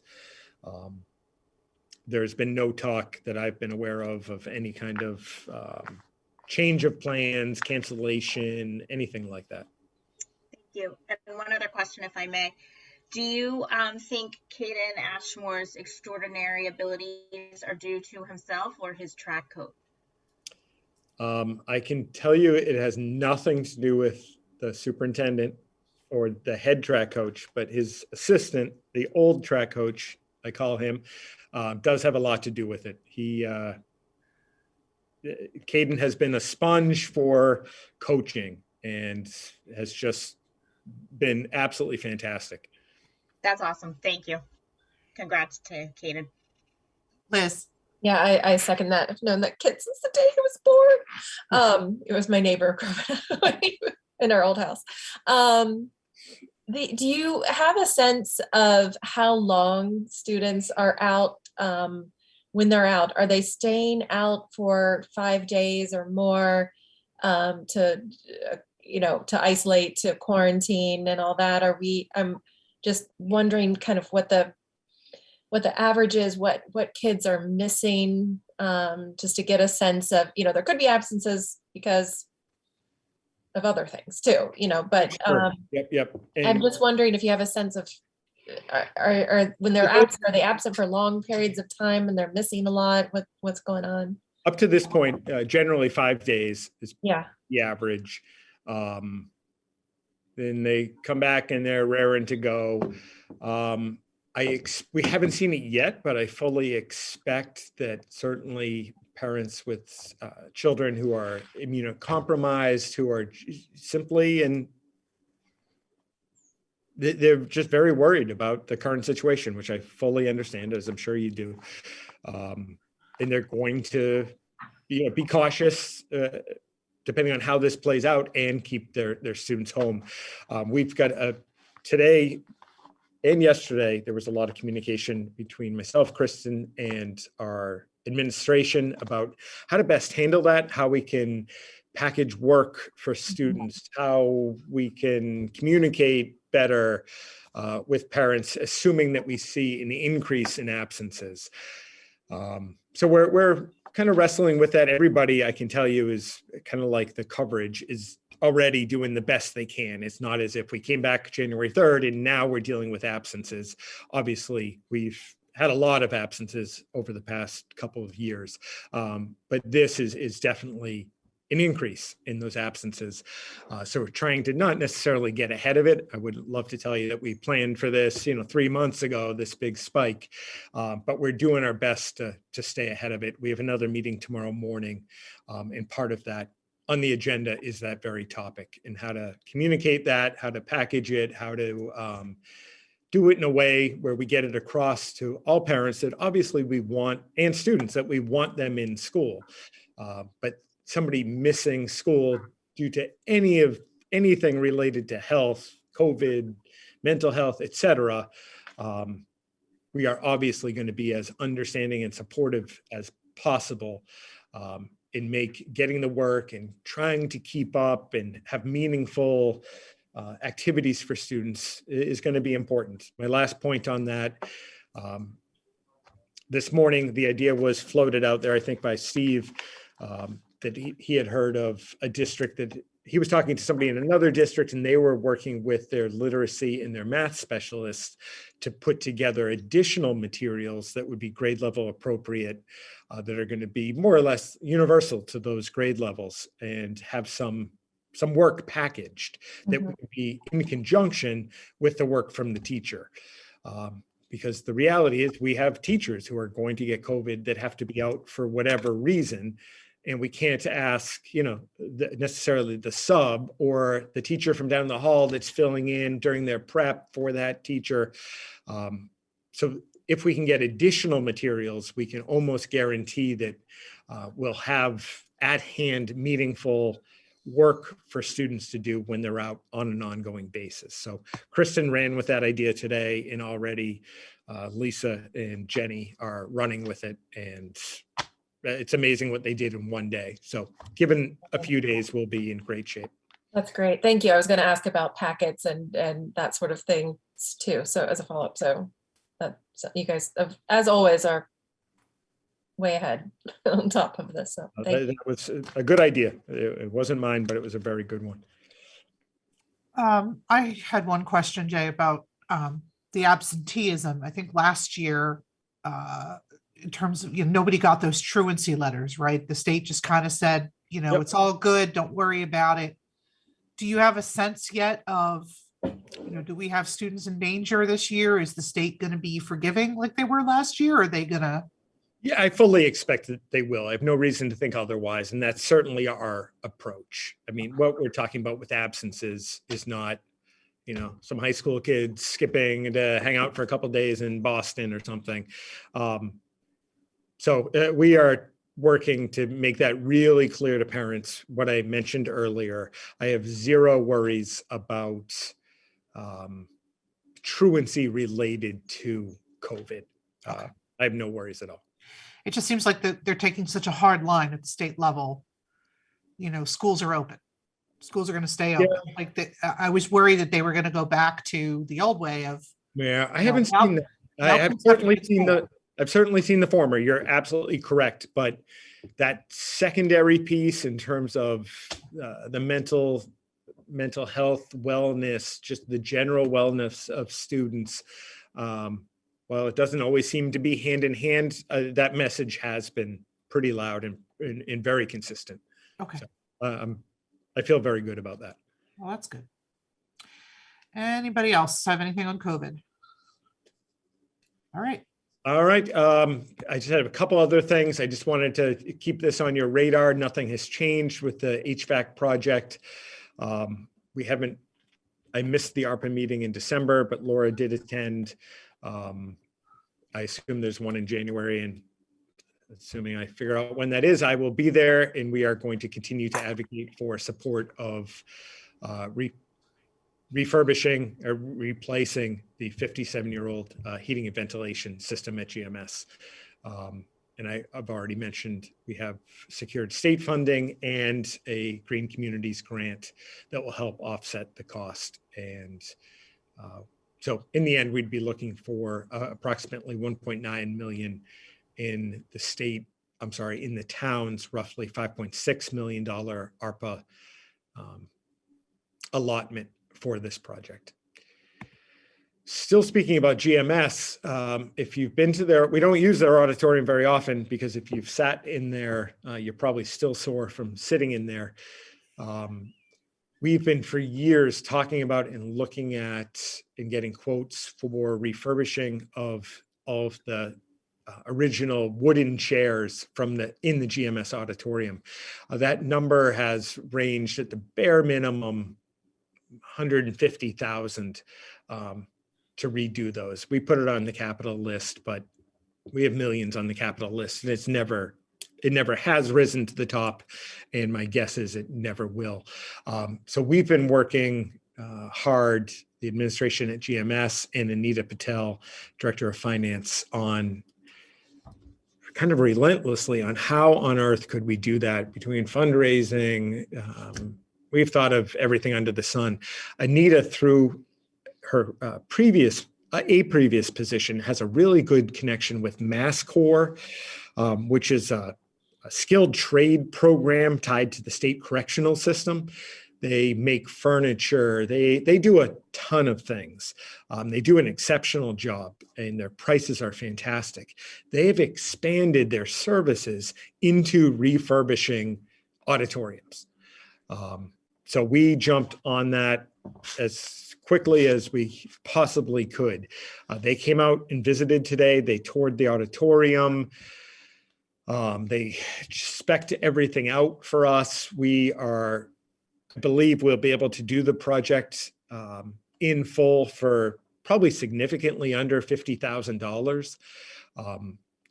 Once we move further along, I'm going to bring that to the committee for obviously further discussion. What I'm going to propose is that we utilize school choice funds for a one-time payment of whatever the cost is. And that cost is variable, and that if we basically take apart the seats, we can reduce the costs dramatically. It would depend on the different types of fabrics, a whole bunch of the width of the foam, et cetera. So anyhow, they've already sent out samples for all of this. So we're going to kind of dive into it when the samples arrive, and I'll have more hard numbers and bring that project back. But maybe in the past 3 months, I can't think of news that made me happier than this possibility. It would be fantastic. So that's the possibility in the GMS auditorium, and then security upgrades. I think the last time we met, I talked about this possibility, but it was confirmed that through a joint legislative effort pushed through by Representative Moradian and Senator Moore, the Grafton Public Schools have been awarded $120,000 in state funding for security upgrades. That's a fantastic thing. We've got a really good security program, if you will, or system in place, but the additional monies will definitely help us. That will be money very well spent. And I think that's it. So any other questions in terms of the update? That's fantastic news, Jay. Quick question before I let the other ladies talk. Is it traditional to send a letter of thanks to our representative and our senator for their work on our behalf? Yeah, that would be, I'm sure they'd appreciate that greatly. Liz, what do you think? Yeah, sure. You want me to draft something? I would love that very much. All right. All right, cool. All right, I'll let you go now. Oh, Sorry. I was taken aback when you said, I'll let you go now. Go write the letters, Liz, right now. Yeah, go do that. The security upgrades was that for middle school or was that for other buildings? Wasn't sure if you said. Okay, it's just for the district as a whole. In the district as a whole. Okay, good. Yep. Okay. Can you refresh us? Can you refresh us on what that entails, Jay, just real quick? Just clarify what I'm answering. So when you talk about security upgrades, like yep. First, we have capital in there for security upgrades as well. The two biggest things for us are updating some of the security cameras, especially the high school parking lot. The cameras are there and they technically work, but I mean, you don't know if you're looking at, Fred Smith or Bigfoot.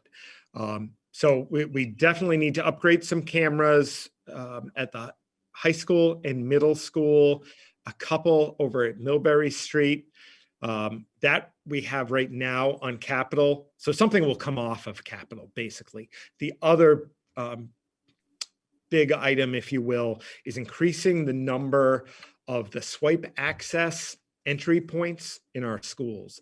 So if you've gone to any of our schools, they all have swipe access where staff member swipe their badge, put in a code, and they have entrance. That allows us to keep the doors locked at all times.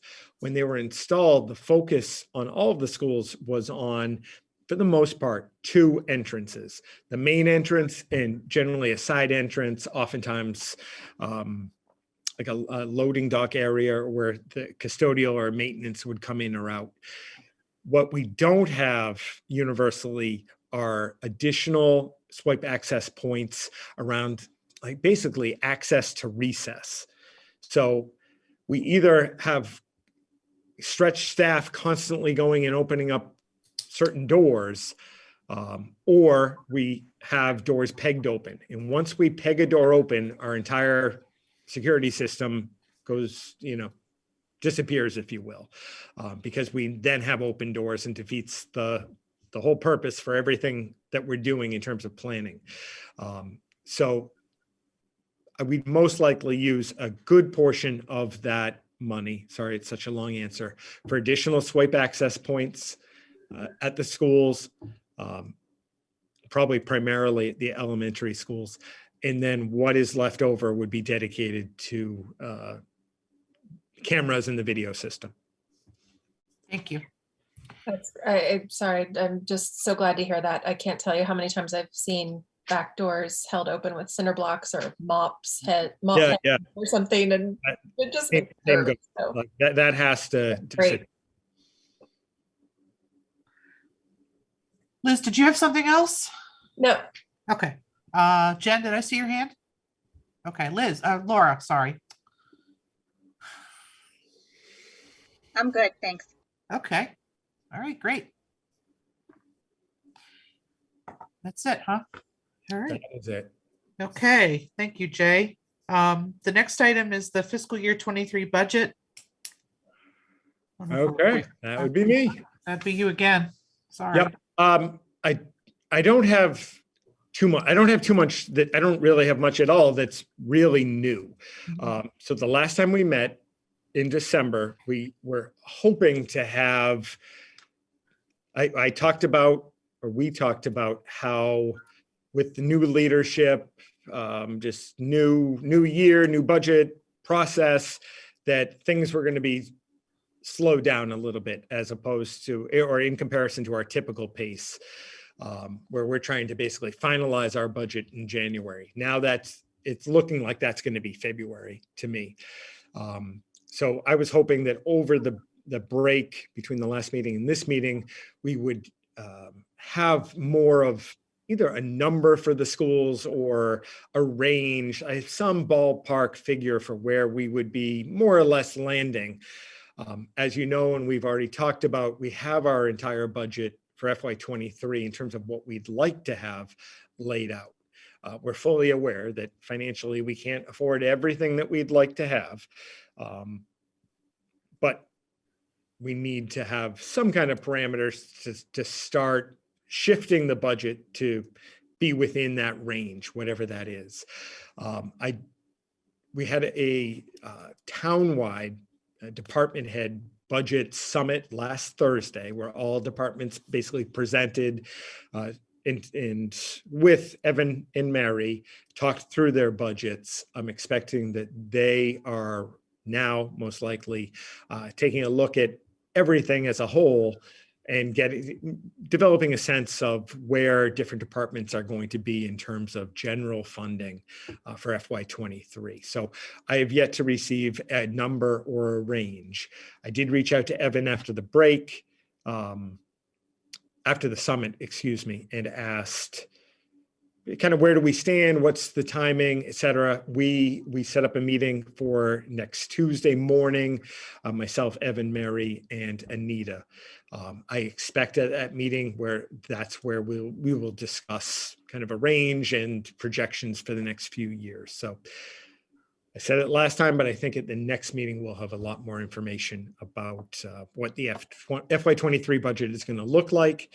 And then we're going to have to kind of backwards plan and make modifications to what we've laid out to get there. I did want to take advantage of not having anything new. I still can go over anything that you like, but it's the same presentation I went over in December.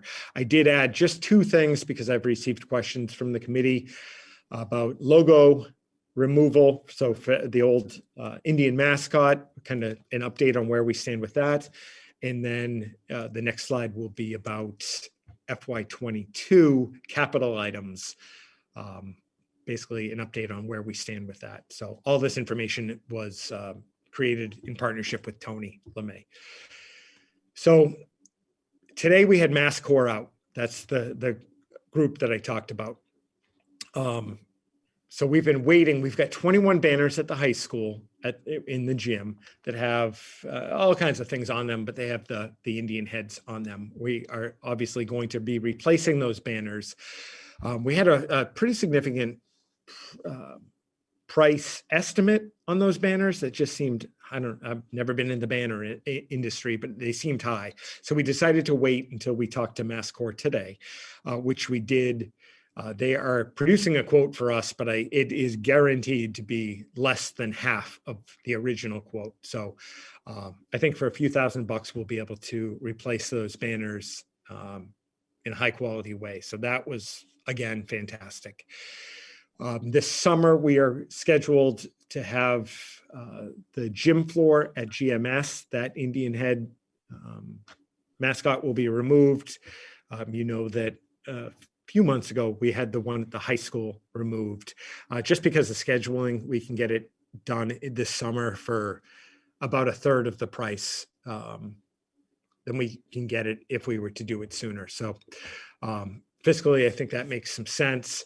The GMS gym walls, their padding all has the it says Indian and has the logo up there. That one, we had a very high estimate as well for wall padding. I didn't know it cost so much, but apparently from the companies that we initially checked with, it was really high. And again, we had MassCore take a look at it. They do provide and create wall padding that will be tailored to our colors, our whatever we want on there. And again, that's going to be less than half the price of what was quoted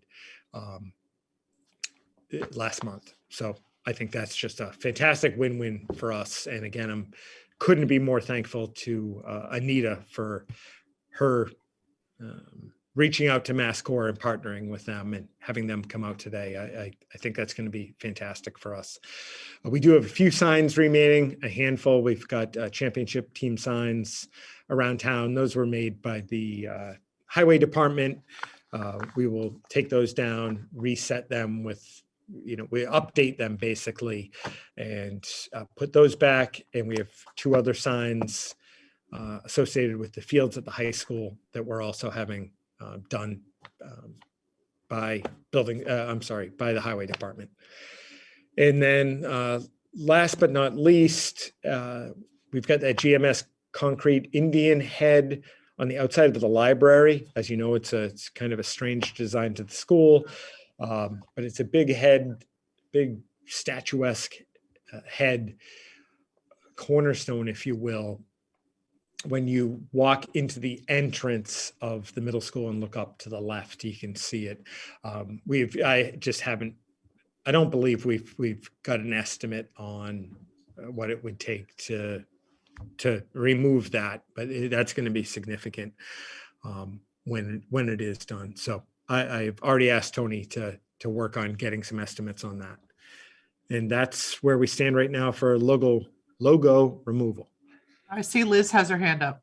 Yeah, I just wondered when we talked originally about changing this logo, we had talked about the cost of removing it and replacing everything. And I love that we're looking at MassCore. It sounds like a great alternative, but I just wonder, especially things like taking the concrete figure out of the facing on the library. I mean, do we really need to do all of this stuff? What we had talked about at one point was just replacing when things needed to be replaced naturally. And I know we talked about that with respect to uniforms, for example, and some other things, but I know that like gym floors, they need to be refinished at some point anyway, but I just kind of wanted to that concrete one is a fair question that I think the school committee is going to have to eventually probably wrestle with.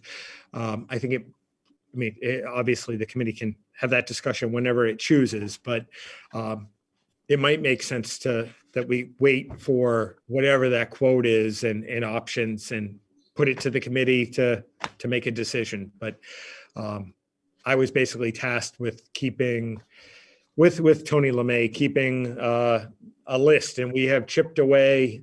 It feels like every month we just keep chipping away at it, and we're down to this right now.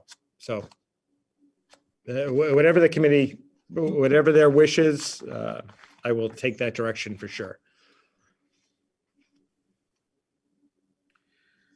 Anybody else? Okay. Go ahead, Jay. All right.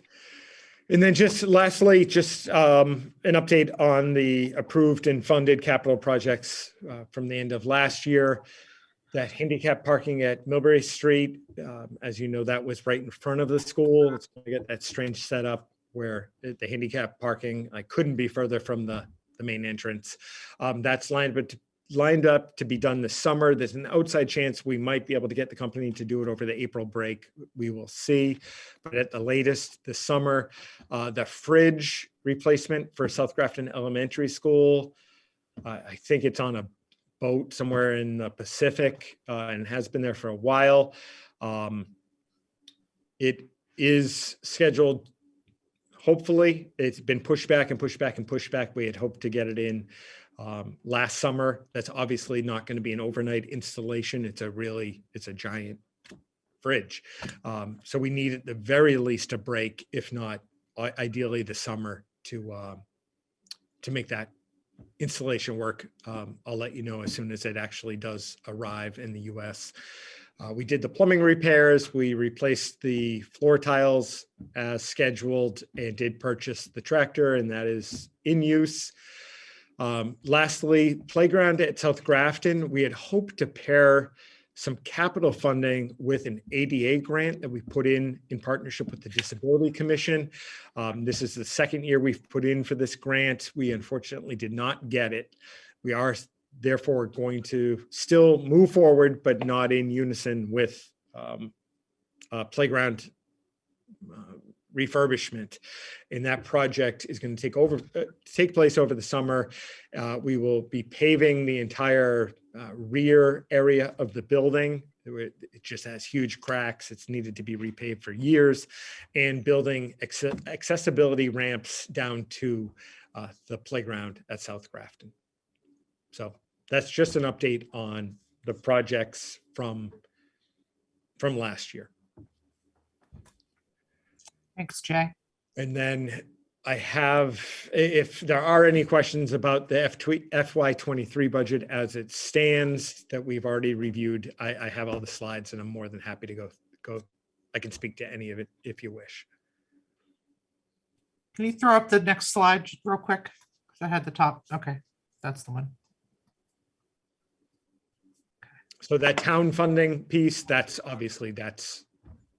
big one. We know we don't know the state budget at this point, but usually by this point, or I say in past years, just with a different process, we knew that town funding earlier. So it's not good or bad, it's just different this year. And it's going to take us at least a year to kind of restructure how we, as a school committee and administration, work through the development of the next year's budget. I just wanted to say that I'm not all that worried about the pace. We still don't have a FY22 state budget. I don't know where the State House is on an FY23 budget, if they've even started talking about it yet. I haven't heard anything. But the fact that we have a list and it's ready to be discussed this early. Yep, we're definitely for us, and okay. Being prepared sooner is always better. Yep. Great. Anybody have anything on the budget or on the capital stuff? I don't see anything. Okay. The next item is a resignation acceptance. As all of you know, Rahul Rati resigned just after our last meeting in December. So we need to accept his resignation by a roll call vote. So I will open the floor to a motion. Laura. I move to accept Rahul Rati's resignation from the Grafton School Committee. Second. Motion made and seconded. Any discussion? Laura. I just wanted to thank Rahul for his service. This was very, very difficult times to be on the school committee. I really enjoyed working with him. I spoke with him before he ran and tried to work with him during his first year on the committee. To the committee, he provided a good perspective, and I hope that he'll get involved again, and I'll miss working with him, and thank you. I agree. Anyone else? Seeing no further discussion. Oh, Jen. No, I was just going to reiterate what Laura said, but more so, like, there's so much to learn. It's so much to ramp up. And during this time period from COVID, from 2020 on, it's a lot to learn in normal time periods, and let alone now. So he came on when there was a lot of difficult decisions to be made. So I appreciate that he volunteered and, ran, and glad he was a part of it. So, good luck to what he does next. Yep. Anybody else? Okay, we'll move to a roll call vote. Laura Often.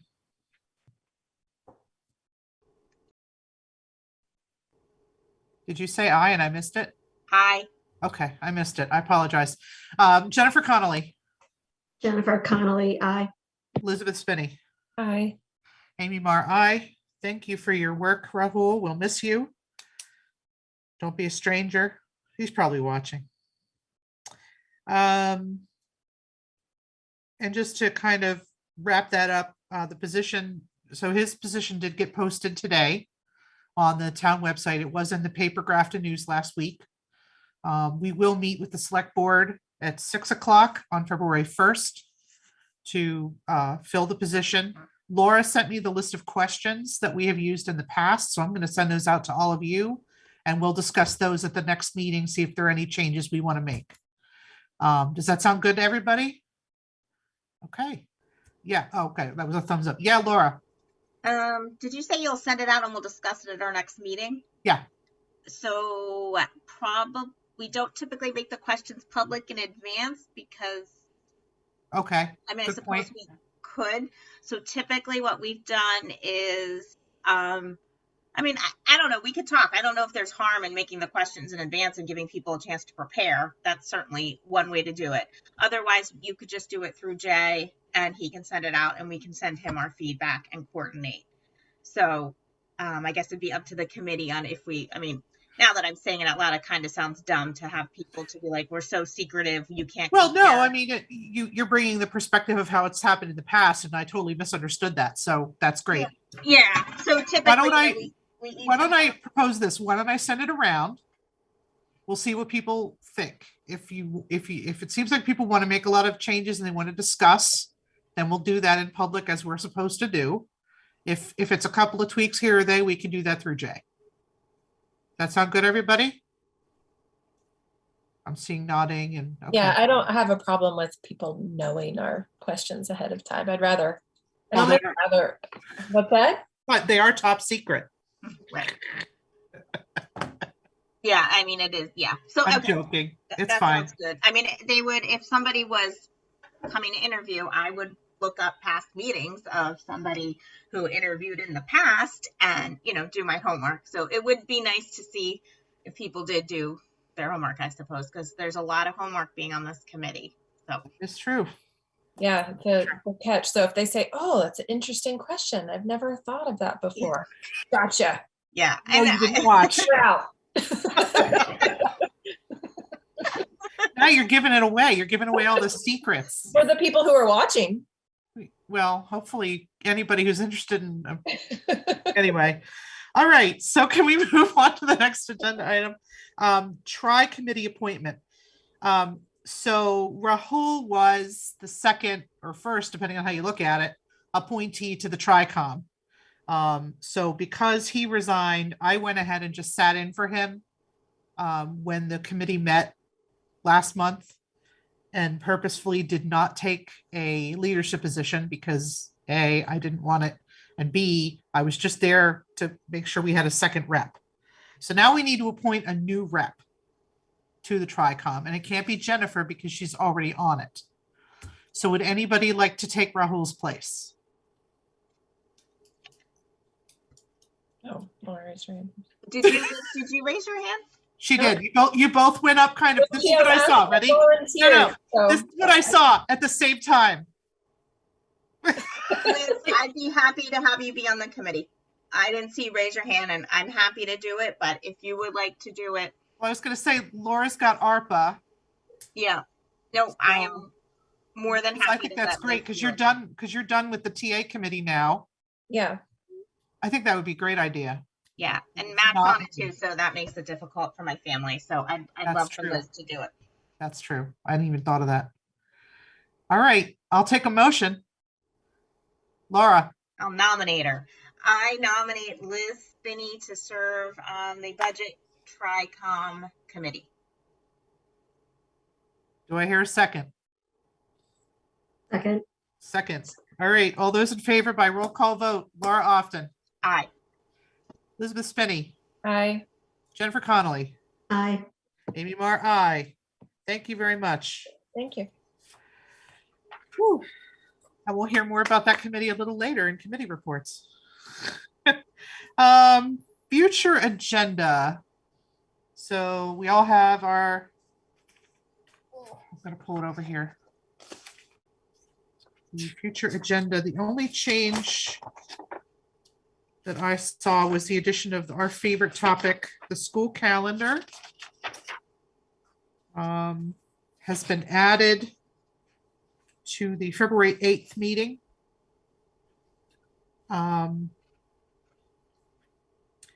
And our next meeting, we have a 6:30, the 6:30 budget meeting. Is that still true, Jay, or do we need to push that? Well, you're on mute.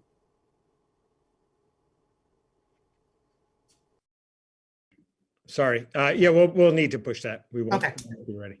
All right, cool. I just noticed that. So our next meeting will be 7 o'clock.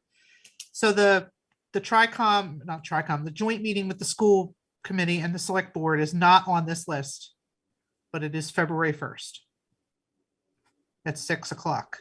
At 6. And I assume that's going to be over Zoom. I don't remember when the Board of Health order/recommendation expires, but I'm going to assume that's going to still be in effect. But I will follow up on that. Anything else? Anything anybody wants to discuss, have added? Yeah, Liz. It just occurred to me when we had the principals here. Don't think we have a line item for the PTG and PTO. I know often they would come with some of the elementary principals, but did we want to add them as a separate guest, separate guests? We could certainly invite them to come and tell us what they've been up to. I think that'd be a great idea.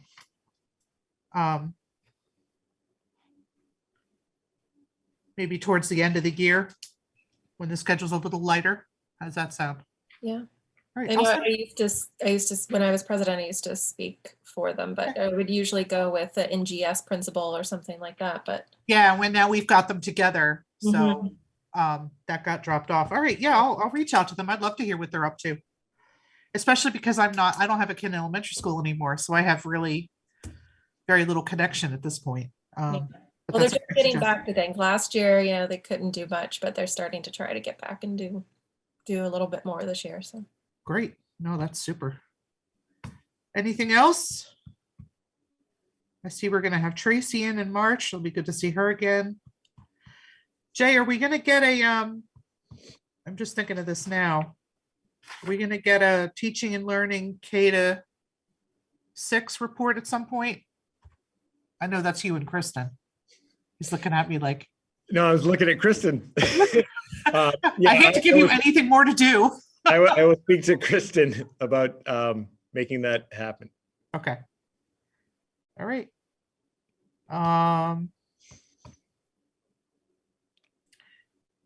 Okay. Sounds like that's it for everybody for that. We have no minutes to approve tonight. I do have them from Debney. They just came in real quick and I didn't have a chance to read them myself and then get them posted. So we'll handle that next week or 2 weeks. We do have a warrant tonight. Madam Chair, I move that the school committee accept warrant number 29 dated January 13th, 2022 in the amount of $208,630.87. Second. Motion made and seconded. Any discussion? It's such a long warrant. I was surprised that the amount was so low. Yeah, I know. I was looking at that just now, like, wait, is that right? Paper clips, Post-it notes. These are what it takes to keep a school district running. All right. Seeing no further discussion, all those in favor by roll call vote. Laura Often. Aye. Jen Connolly. Aye. Elizabeth Spinney. Aye. Amy Marr, aye. Motion carries. I have fiscal 22 budget update. We don't have that, right, Jay? Or do Nope, we? that's it. It was my fault. I took it off the amended agenda. I think it's the second meeting of every month. I forgot. That's correct. We'll do it next month. We got all this stuff going on. We have no policy, correct? Correct. Member reports. Do we have any member reports? Jen Connolly. So Amy and I went to the TRICOM meeting for budget, and it was quick. We mostly just reorged and set the groundwork of what we are looking for and what we want to do coming up. So, more or less just I don't even know where to write. Like just what our expectations are for the subcommittee. And I think we'll meet again next month. Amy, anything else to that? Nope. Sounds good to me. I would just say Colleen Roy is the chair. I'll let her know that Liz is the new representative. Andy Jefferson from FinCom is the vice chair, and Matt Often is this clerk. Do you know the date? I think no. I'll send you the last Okay. email. All right. I think it's like February 13th, but I'm not really sure. I'll Okay. send it to you. Thanks. Yeah, there's a set of draft minutes that just went around yesterday, so it's probably in that. Excellent. Anything else, Jen? You're done. Okay, Liz, do you have anything for member reports? Laura? Nope. I thought I had something, but I didn't write it down, so I don't have something. I would like to say that I watched the governor's testimony to our representatives today on COVID. And he was asked a really good question it's a question I've gotten a lot. I don't know if you members have gotten this question. Why the test and stay program does not allow testing of vaccinated students. Basically, vaccinated students who are close contacts are told, you can stay, but you have to get tested on your own, or you can't stay, you have to go get tested on your own. And his answer was something akin to, we went by what the CDC was saying at the time, and we really need to be relying more on home tests and less on PCRs now.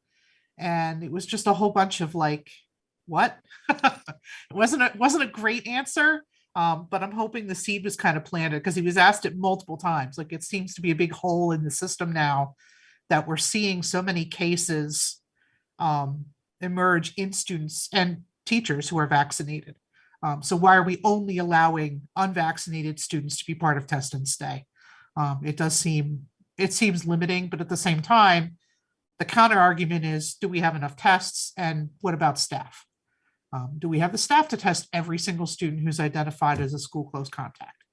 And I think the answer is going to be different for every district. But if you get a chance to see, I know the video is out there somewhere. It was interesting testimony.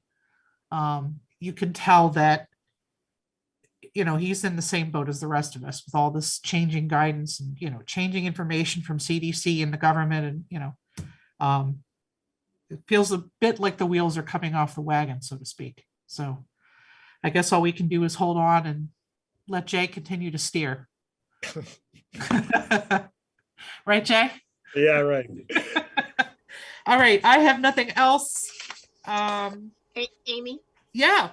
sorry, I apologize. Can we circle back to upcoming agenda? I think we have Jay's contract to approve. I thought that was ready to go. Well, Yeah, that's my fault. I have a draft somewhere on my desk. Okay. Yeah. All Your right. desk is very clean. I don't know what you're talking about. It's If clean. possible, I would like to get that on the upcoming agenda, please.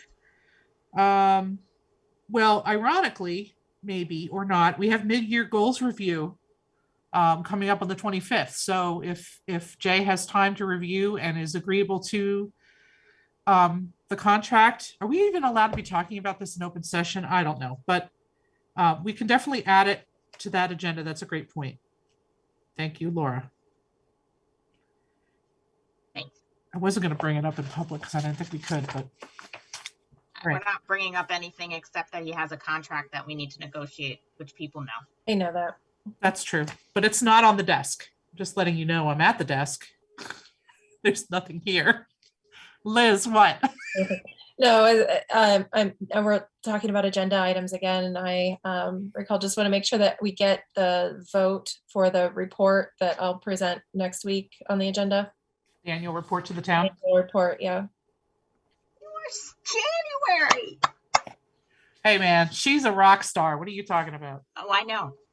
I know that. She probably has it all done. When did I email about you that? This morning or last night? I think it was yesterday. It's almost. No, just kidding. It's not. Okay. You're the best. Okay. All right. Anything else now that we're back on future? I feel like I'm running a very poor meeting here. Future agenda items. We're back to that. Everybody good? It's just hard when we're back in I know. this mode again. That's all. It's But really that's hard. the- I think I've made it very clear that I don't enjoy this format. I know I'm in the minority, and I'm okay with that, but I'm not a fan of this. So we don't have any correspondence that I'm aware of. Okay. We don't need executive session. I will take a motion to adjourn. Nobody wants to adjourn? Move to adjourn. Liz moves to adjourn. Laura had her mute off, so I thought she was going to say it. Second.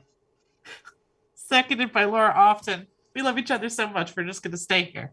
All right. Roll call vote. Laura Often. Aye. Jennifer Connolly. Aye. Liz Spinney. Aye. Amy Marr. Aye. Thank you very much, everybody.